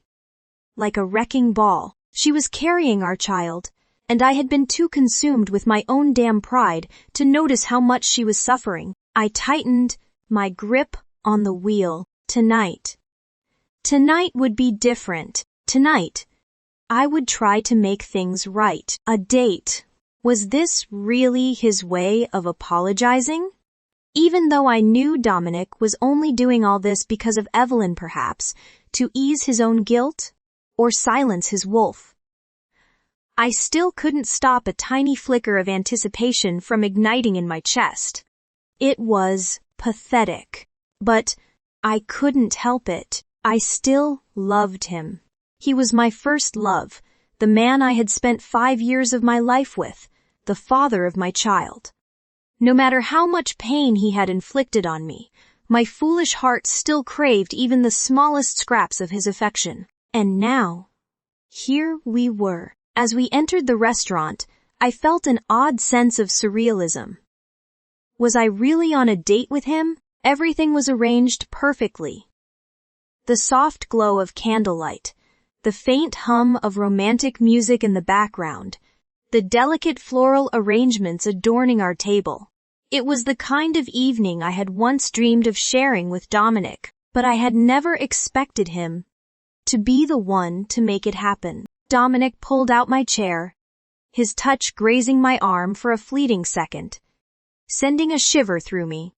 His presence was overpowering, his natural dominance drawing every gaze in the room. He looked breathtakingly handsome in his tailored black shirt, the top 2 buttons undone, revealing a hint of his toned chest, his scent rich cedarwood, and something purely him, wrapped around me like a dangerous embrace, lulling me into a false sense of security. I hated that my heart still reacted to him. As we sat down, I could feel his golden gaze on me, studying my every reaction. Is this to your liking? His voice was smooth, deep, and dangerously hypnotic. I hesitated before nodding. "It is surprising," he smirked. That lazy, self-assured smirk that had once made my knees weak. "Good," he said, his fingers drumming lightly against the table.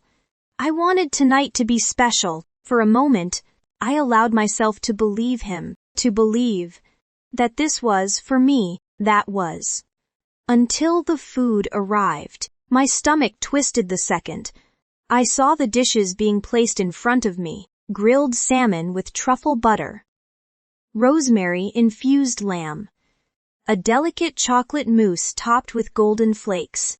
I recognized them immediately because they weren't my favorites. They were Evelyn's.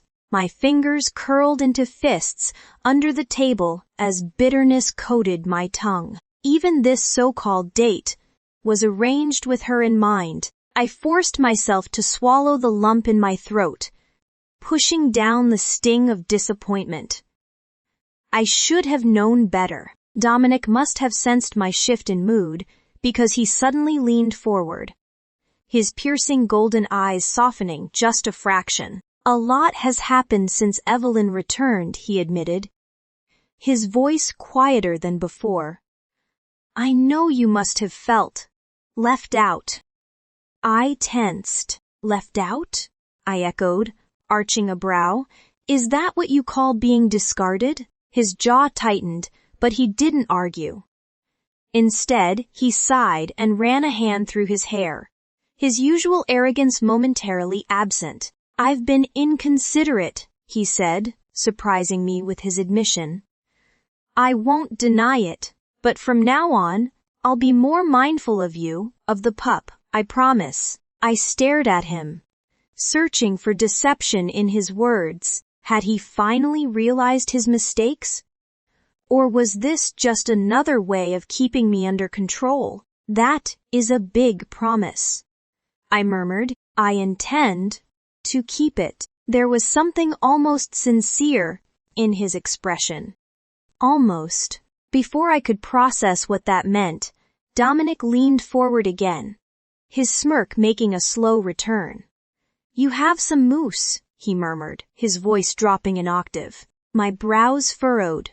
"What?" His hand moved before I could react, his fingers grazing the corner of my lips as he gently wiped something away with a napkin. My breath hitched. The touch was fleeting, but the heat it left behind was scorching. The air between us shifted, crackling with something dangerous. My cheeks flushed instantly, my heart hammering against my ribs. For a moment I forgot about Evelyn, about the lies, about the pain. This was the man I had fallen in love with, the man who had once stolen my heart with small, unexpected gestures. Just like this. Dominic must have noticed my reaction because his smirk deepened, his golden eyes gleaming with amusement. "Still so easy to fluster," he mused, his voice dripping with satisfaction. I opened my mouth to snap back, but before I could, a familiar voice rang out behind me. "Dominic, are you on a date with Olivia?" The warmth in my chest vanished instantly. I went rigid, that voice syrupy, sweet, laced with fake innocence. "Evelyn?" I turned my head slowly, my jaw clenching as I met her wide, oh so innocent blue eyes. She stood there in a fitted red dress, her golden curls cascading over her shoulders, her lips curled in a smirk that she tried to pass off as a polite smile. Dominic's expression darkened, his entire body tensing. For once, I wished he would deny her hold over him, that he would tell her to leave, that this night was about us, not her. But he didn't. And just like that, whatever warmth had momentarily flickered in my heart turned to ice. I should have expected it. If everything was arranged according to Evelyn's preferences, then she might be here. Maybe I was just a practice date, and Evelyn was the real one. Very well played. Dominic, you almost had me fooled. The second Evelyn's voice rang through the restaurant, Dominic immediately denied the date, as if the mere thought of being with me was absurd. And with my image in the pack, he would rather be caught dead than see us actually in love. No, it is not a date, he said, his voice firm. Evelyn smiled, satisfied with his answer, before sliding into the seat beside him without hesitation. She didn't even have to ask for permission. I watched, my appetite vanishing as she placed a delicate hand on his arm. And what made it worse, he didn't pull away. His attention remained fixed on her, his golden eyes softening in a way they never did for me anymore. A sharp pang pierced my chest. I clenched my fists under the table, forcing myself to swallow the lump in my throat. Why do you still let this hurt you, Olivia? The intimacy between them made bile rise in my throat, suffocating me. The air in the restaurant suddenly felt too thick, too heavy. Is this why he arranged everything? To make a fool out of me, to show me that she is the real woman he wanted and needed in his life. This was getting to be too much for me. I needed to get out now. Excuse me, I mumbled, pushing back my chair. Neither of them paid me any mind as I stumbled away. My legs barely carried me to the restroom before I collapsed against the sink, heaving violently into the basin. I gripped the cold edges, gasping for air as tears burned the corners of my eyes. My body trembled, not just from the nausea, but from the overwhelming realization that no matter what Dominic said or did, his heart had never truly left Evelyn, and maybe it never would. By the time I returned to the table, my stomach was empty, but the ache in my chest had only deepened. Evelyn turned to me with wide, innocent eyes, her voice dripping with false concern. Olivia, are you okay? You don't look so good. I ignored her. She knew exactly what she was doing. Dominic, however, frowned as he looked me over. Are you feeling unwell? His voice was softer than before, but the concern in his eyes felt like a cruel joke. Do you need anything? Are your medicines with you, or are they in the car? I hesitated. Did I even have the energy to answer? Before I could speak, Evelyn let out a small gasp, clutching Dominic's arm. Dom, my anxiety is acting up again. I know this is sudden, but I don't really feel well, she whispered, pressing herself against him. I don't feel safe. Please stay with me. My lips parted slightly. She didn't even try to be subtle this time. Dominic stiffened, but didn't push her away. He turned back to me. I'll have the driver take you home. It wasn't a question. It was a dismissal. I swallowed back the sting of rejection and nodded stiffly. There was truly nothing left to say. I returned to the pack house with a burning sensation in my throat that had nothing to do with the food my body had rejected earlier. That night, I tossed and turned in bed, unable to shake the hollow emptiness settling deep in my chest. They never came back. Of course, they didn't. By the time exhaustion finally dragged me into sleep, my heart was already too shattered to break any further. Hun? The next morning, the scent of something warm and familiar drifted through the air, pulling me from restless dreams. Breakfast, I frowned, rubbing the sleep from my eyes before slipping out of bed. My stomach was still unsettled, but curiosity won over nausea. When I walked into the kitchen, I froze. Evelyn was standing at the stove, humming softly as she flipped pancakes. She turned when she heard me enter, a triumphant smile curling on her lips. Good morning, Olivia, she greeted sweetly. Then she tilted her head, her eyes gleaming with amusement. I didn't think you'd be up so early. Dominic and I had a wonderful night together after all. We just came back and he was hungry again. But this time for food, she giggled. I knew what she was trying to insinuate. My fingers curled into fists. I had expected her to flaunt it. I had expected the jabs, the taunts, the smirks, but I hadn't expected to feel nothing. I met her gaze calmly, refusing to give her the reaction she so desperately wanted. When she saw that her words hadn't rattled me, her smile wavered. Then her expression darkened slightly, and she changed tactics. Her voice dropped, her tone laced with venom. You know, if it weren't for you, Elder Alyosha wouldn't have died. My breath hitched. Rage surged through me like wildfire. How dare she? You killed him, I whispered, my voice shaking with fury. You murdered him, and you know it. Evelyn gasped dramatically, pressing a hand to her chest. Olivia, how could you say something so horrible? I took a step closer. Because it is the truth. She tried to move past me, but I grabbed her wrist. My grip tightening, she let out a small gasp. Eyes widening. Let go of me. Number? My voice was low, controlled. Not this time. Then. Before I could react, she suddenly let out a sharp, piercing scream. What the hell? In one swift motion, she yanked her arm free and deliberately knocked over a tray of dishes behind her.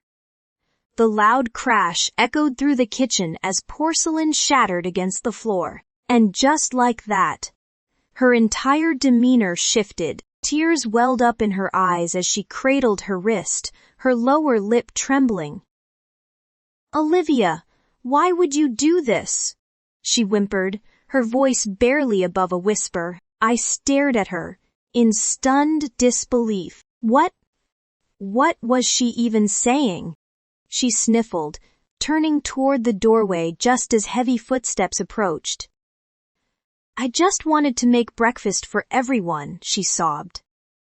I was trying so hard, but Olivia, she ruined everything. Before I could defend myself, a familiar scent filled the air. A presence loomed behind me. And then, Dominic's icy voice sliced through the room like a blade. Olivia, he said, his tone laced with restrained anger. I turned slowly, my heart plummeting. He stood in the doorway, his golden eyes locked onto me, filled with a storm of emotions I couldn't decipher. What the hell happened here? I didn't do anything, I said hurriedly, my voice trembling with frustration. She is lying. She knocked over the tray herself. I turned to Dominic, desperate for him to see the truth for once. This time, you have to believe me.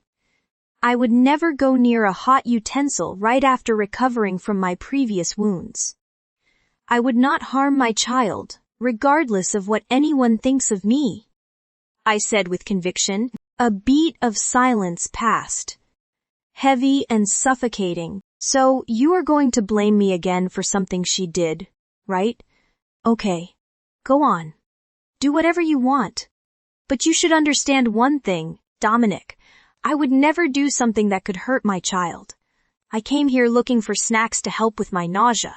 I didn't need to knock some utensils over just to take a few. I guessed my last conviction.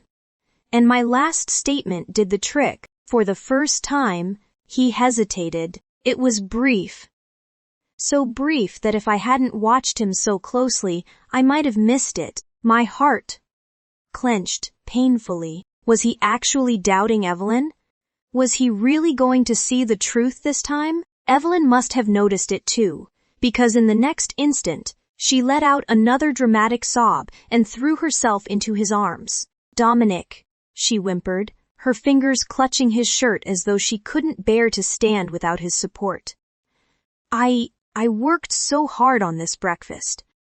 I just wanted everyone to have a nice meal together, but it is okay. She sniffled, peeking up at him through damp lashes. I know Olivia didn't do it on purpose. She is right. I might have misunderstood the situation. Please don't scold her. My stomach twisted violently. The sheer audacity of this woman. I let out a sharp laugh, shaking my head in disbelief. Are you serious right now? You are really going to play the gracious victim? She turned to me, feigning hurt. Olivia, I am just trying to keep the peace. Peace! I snapped, my temper fraying at the edges. You deliberately knocked over those dishes. You screamed like I attacked you, and now you are acting like you are some sort of saint. A killer wants to keep the peace. Evelyn gasped, her eyes wide with fake innocence. I don't understand why you are so angry. I know you are blaming me for that accident, but, she whispered, pressing herself further against Dominic. I just want things to go back to how they were before everything became so complicated. Before me.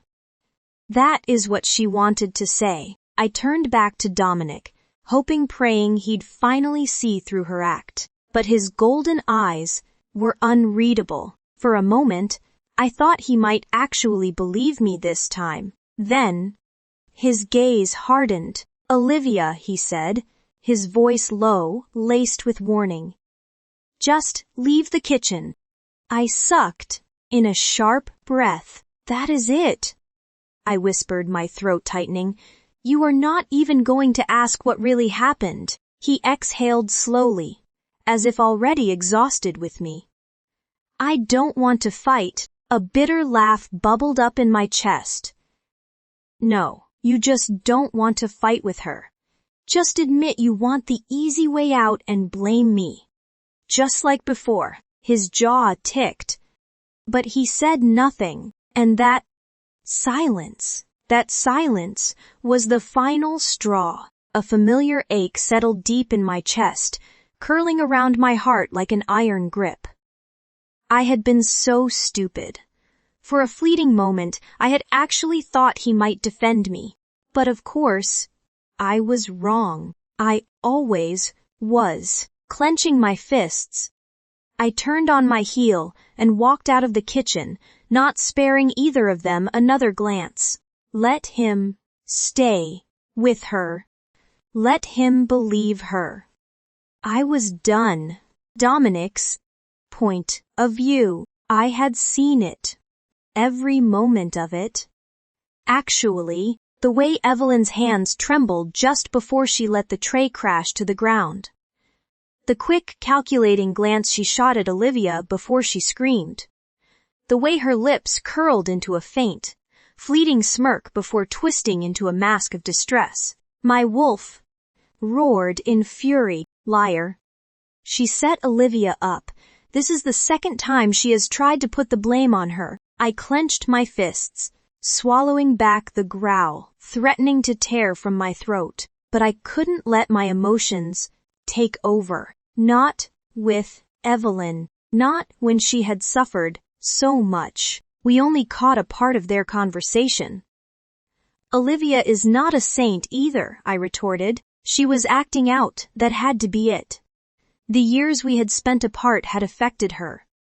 Maybe she was scared, insecure of her place in my heart. Maybe she thought I married Olivia out of love. The way she clung to my arm, the way her fingers dug into my sleeve, as if she was afraid I'd disappear, only confirmed my suspicions. I owed her my protection. I still remembered the small hands that had once grasped mine, the oversized bracelet she had to wrap around her wrist twice. The way she had stood in front of me when those rogues attacked, shielding me even though she was just a child herself. She had saved me. I knew that. Deep down, she was the same courageous woman who had once saved my life. And a few words couldn't change my mind about her. That kind of debt could never be repaid. With a sigh, I turned to the staff now gathered around the kitchen, instructing them to clean up the mess before scooping Evelyn into my arms. She was light, too light. Had she been eating enough? She buried her face in my chest, her soft sobs muffled against my shirt. I just wanted to do something nice, she murmured, her voice trembling. I really didn't mean to create all that mess. I know, I said, carrying her upstairs. Once I laid her down on the bed, I noticed something missing. Her wrist bare. I frowned. "Where is your bracelet?" She stilled, then shifted closer, her fingers curling around my shirt. "It is too precious to wear," she whispered. "I keep it safe always." A flicker of doubt crossed my mind. Evelyn had never taken that bracelet off before.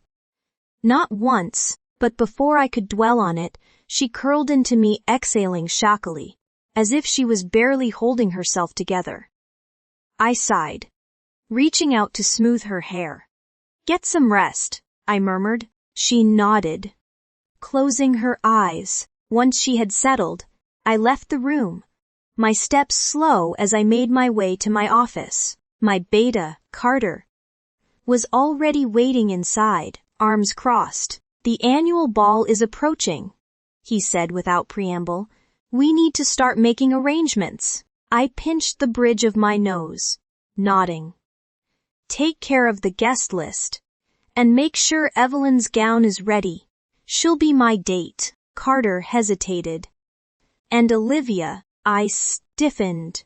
News of the Phoenix Mark forgery had already spread to the neighboring packs. Olivia, still pregnant, didn't need to face the scrutiny of others. It was better if she didn't attend. But I ran a hand down my face. "I didn't want her to think I was favoring Evelyn, but you are favoring her by constantly rubbing your closeness in front of her." My wolf chimed in, but I blocked him out. With that thought, I picked up my phone. "Make arrangements," I said. "I'll take Olivia shopping myself." Carter raised a brow, but said nothing. I didn't owe her explanations, but I owed her something, and this was the least I could do. Back in my room, I gently caressed my slightly swollen belly. The warmth of my touch against my abdomen was the only comfort I had left. "You and me, little one," I whispered softly, closing my eyes.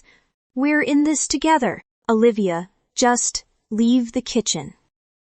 His words echoed in my mind, and I sighed once more and closed my eyes. The weight of the day pressed down on me, but I pushed it away, refusing to dwell on the events that had left me humiliated. I couldn't afford to crumble. Not when I had a life growing inside me that depended on me. Taking a deep breath, I stepped toward my wardrobe and pulled out a gown. The annual Wolfpack Ball was only days away.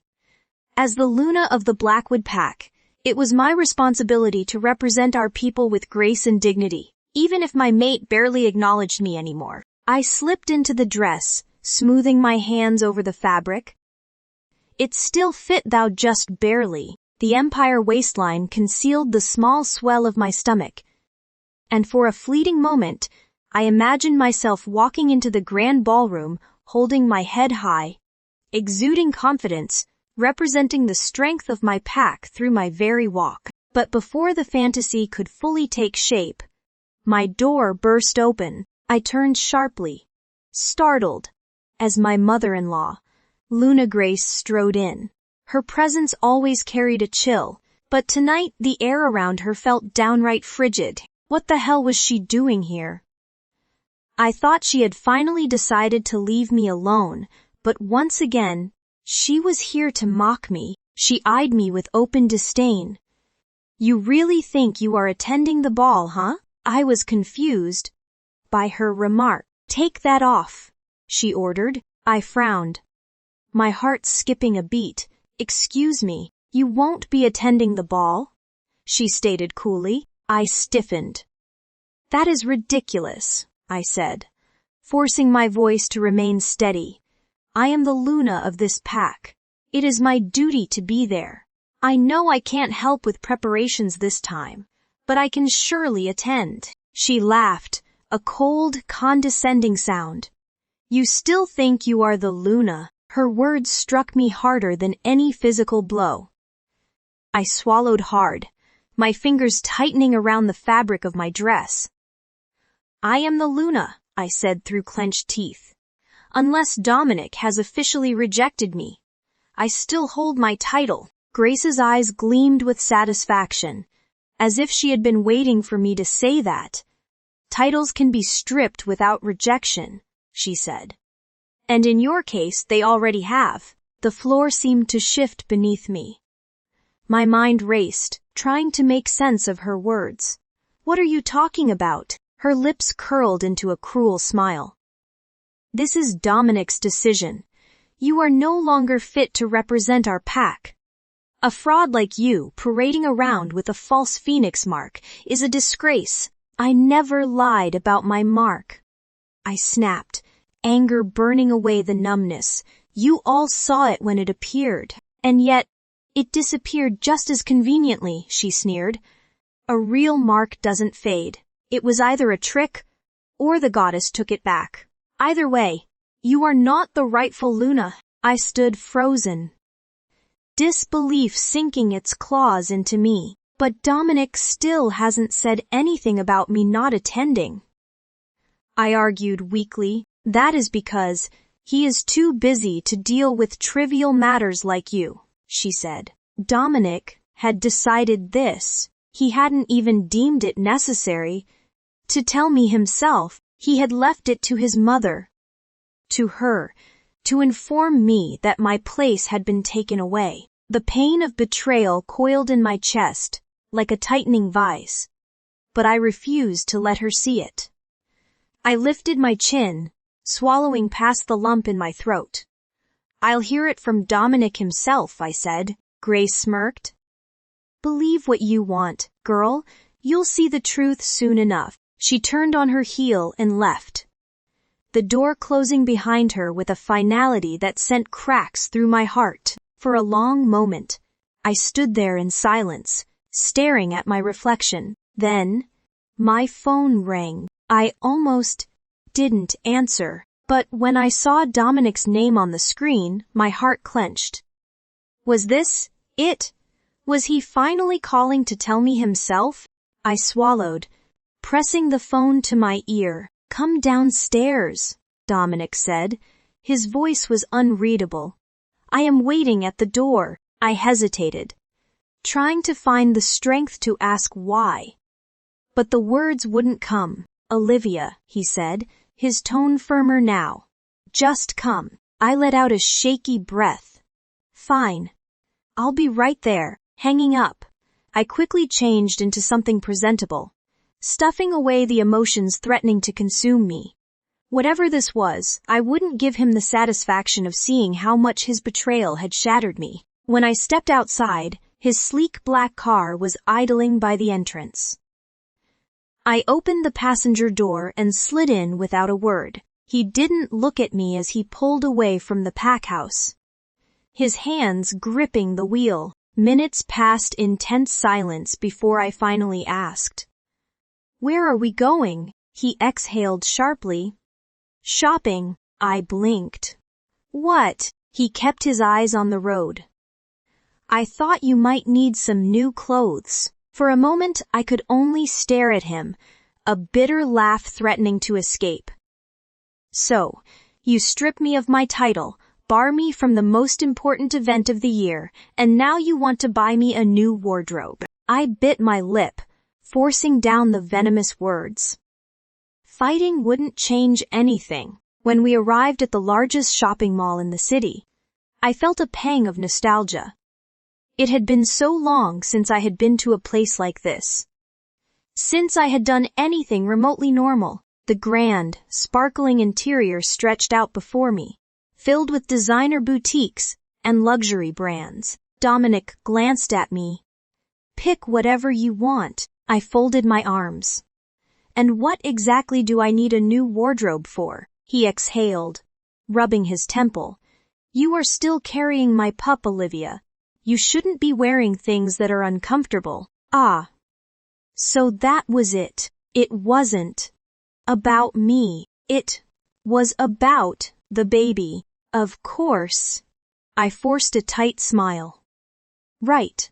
I'll keep that in mind. Turning away, I walked into the first store, ignoring the way my heart clenched at the realization that, in Dominic's eyes, I wasn't his Luna. I was just the unwanted mother of his child. I sighed and looked up at the gloomy sky. And that is when my eyes caught something. We weren't just standing in front of any mall. This was the Gilded Rose, the most prestigious fashion house in the entire pack. Every Luna, every ranked she-wolf, came here to buy their gowns for important events. The shop carried handcrafted dresses made from the finest fabrics, adorned with gemstones and intricate embroidery. Only the wealthiest and most respected wolves could afford to shop here. I swallowed hard, my fingers tightening around the hem of my coat. If he brought me here, then does that mean I am still going to the ball? The thought made my heart flutter with cautious hope. Maybe my mother-in-law had lied. Maybe Dominic hadn't taken away my place as Luna. Maybe he hadn't cast me aside like she wanted me to believe. Dominic shifted the car into park and turned to me. Go inside and pick out a dress. I'll park the car and be right in. I nodded, trying to hide the hopeful smile tugging at my lips. Without another word, I stepped out of the car, the cool evening air brushing against my skin. As I approached the entrance of the Gilded Rose, the golden letters of the boutique's name gleamed under the warm lights. The scent of fresh roses and expensive perfume filled the air as I stepped inside, the faint sound of soft classical music playing in the background. My eyes roamed the store, trailing over racks of breathtaking gowns displayed like works of art.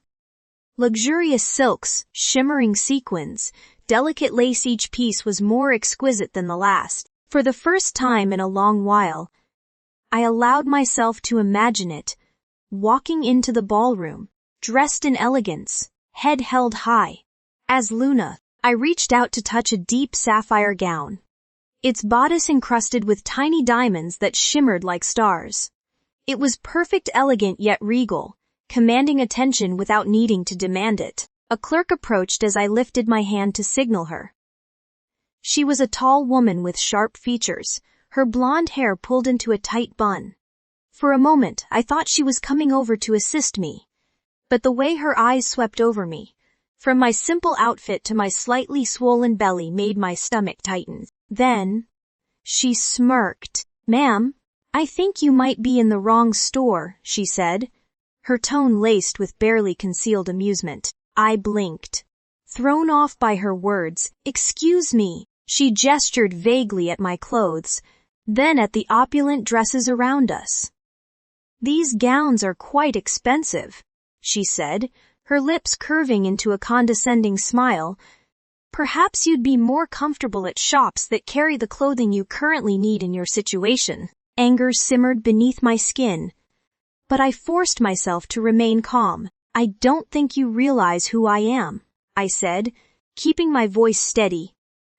"I am Olivia, Luna of the Blackwood Pack." The clerk's smirk only deepened, as if she had been waiting for me to say that. "Oh, I know exactly who you are," she sneered. "The whole pack does."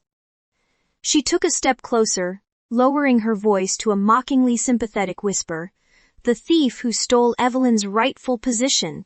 A sharp pang shot through my chest. I clenched my fists, biting back the urge to lash out. "I never stole anything," I said firmly. Her laugh was quiet, but cruel. "Tell that to the rest of the pack," she said, crossing her arms. "Everyone knows Dominic only took you in because he had to, but now he is just waiting for the right moment to throw you out." My body went rigid, her words hitting deeper than I wanted to admit. Was that really how the pack saw me? Just some unwanted burden Dominic had taken in out of obligation? "Let me make this simple," the clerk continued, her eyes gleaming with malicious delight. "You don't belong here, and I won't waste my time assisting someone who—" Her words cut off abruptly. A flicker of hope, a deep, commanding voice sliced through the air like a blade. "Who gave you permission to speak to the pack's Luna like that?" The entire boutique fell silent. My breath caught as I turned around. Dominic stood at the entrance, his powerful frame radiating an aura of dominance that made the entire store seem smaller. His dark eyes burned with fury, his jaw set in a hard line. The clerk paled instantly. She dropped to her knees, her arrogant expression replaced with sheer terror. Alpha. I didn't mean to disrespect or harm. Enough. Just answer the question. How dare you disrespect her? Dominic demanded, stepping a bit closer to me. Alpha, Dominic, I didn't mean. Did I ask for your excuses? Dominic's voice was ice, sending a shiver through the air. She whimpered, bowing her head so low it nearly touched the floor. Please forgive me, Alpha. You were just insulting my mate, he growled. His presence was suffocating, his power pressing down on the entire room. You will apologize now. The clerk scrambled up, her face drenched in panic. She turned to me, her lips trembling. I am so sorry, Luna Olivia. Please forgive me. It was a mistake. I wasn't thinking. I stared at her, my emotions a whirlwind of anger, hurt, and hope, because at that moment, when Dominic called me his mate, his Luna, my heart wavered uncontrollably. Maybe, just maybe, I still held a place in his heart. I never expected to witness something so vile, so blatantly disrespectful. Inside my own pack, the moment I stepped into the boutique, I felt the tension in the air thick and bitter. Then I heard it, her voice, the clerk, mocking. Cruel, she didn't just insult Olivia, she stripped her of the title that should have been her shield. My Luna, my wolf growled, claws scraping the inside of my skin as though he was ready to tear his way out. She is Luna of this pack, he snarled, each word trembling with rage, and her position alone demanded utmost respect from all pack members. I clenched my fists at my sides as I stepped further inside, watching Olivia's shoulders go stiff in front of the mirror. She hadn't even turned around. She was just taking it, like she had learned to. Then, why was she treated like this? I asked my wolf, shaken by the sight. She is my wife. I never allowed anyone to disrespect her like this. My wolf barked a cold laugh. Because she is not respected by her own alpha. If you had treated her with the same respect that she deserved, no one would have dared to look at her like that. Let alone humiliate her. My heart thudded painfully against my ribs. That is not true, I muttered aloud. Not caring if anyone heard, I never treated her that way in front of pack members. Are you sure? He snapped. Think. Dominic, how many times did you punish her in front of the maids? How many times did you leave her bleeding and bruised, crying alone in the pack house? I swallowed. News traveled fast, he continued, brutal in his honesty. The whole pack knew how their Luna was treated by her own husband. If you didn't honor her, why should they? The words hit like a punch to the gut. My eyes burned, not from tears, but from the shame twisting its way through my chest. I looked at the clerk, who was now trembling on the floor, hands pressed together, lips moving quickly in a desperate plea. Too late. I didn't care for her apologies. I didn't care for her fear, because I could see it in her eyes. Her regret wasn't for her actions. It was for getting caught. I took a slow, menacing step forward, and the entire boutique seemed to still. I guess it is time I set a few records straight, I said, my voice low but lethal.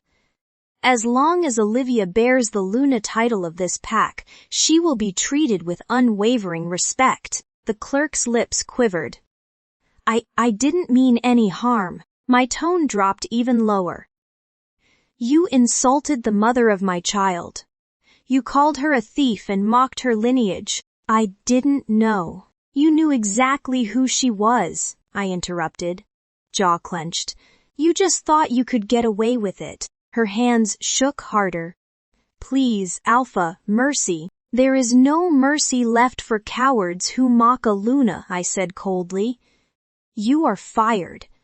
And you are banned from setting foot in any Blackwood territory again. Her eyes widened in horror. Please, please, Alpha. I took another step, letting my Alpha aura press against her like a wall of ice. If I ever see you near my Luna again, you won't just be walking away. The consequences will be far worse than losing your job. Her knees buckled, and she dropped her forehead to the marble floor, weeping. But I didn't feel pity. I felt rage, shame, guilt, and a fierce protectiveness.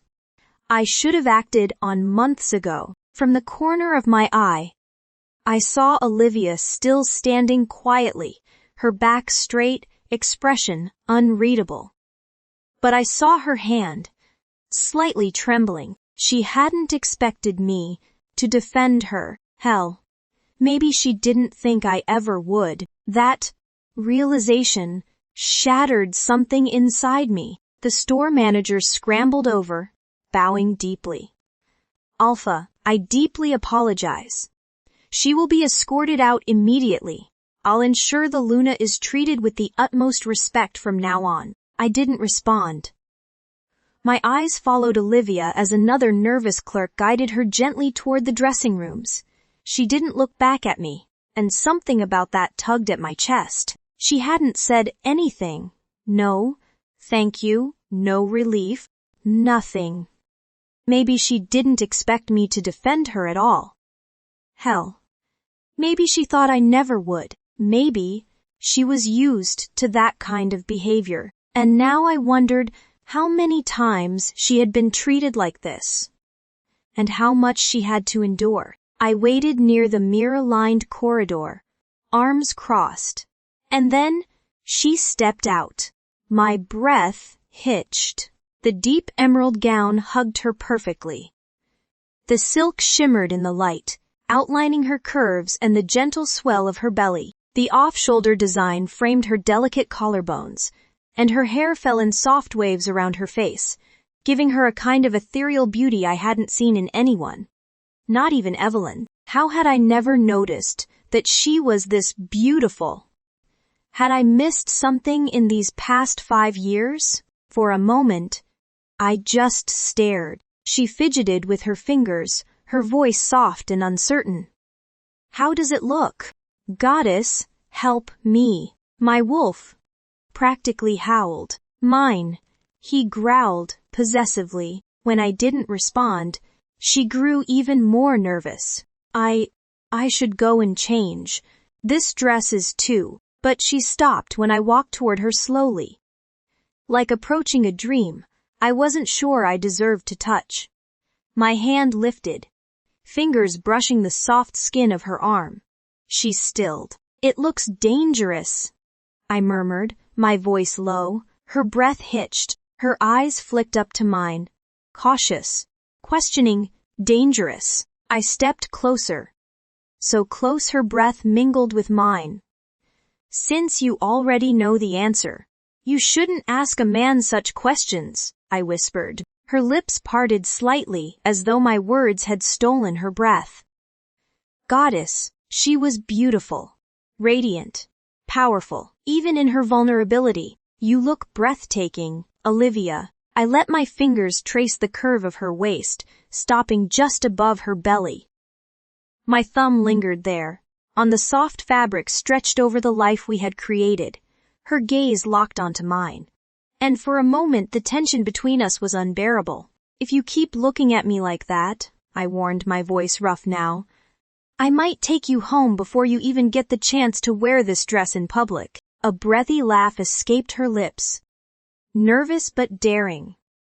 Her fingers gripped the front of my shirt, slowly pulling me even closer. Then prove it, she whispered, her lips brushing mine, just a ghost of a kiss. My control snapped like a taut string. I cupped her face with both hands and kissed her.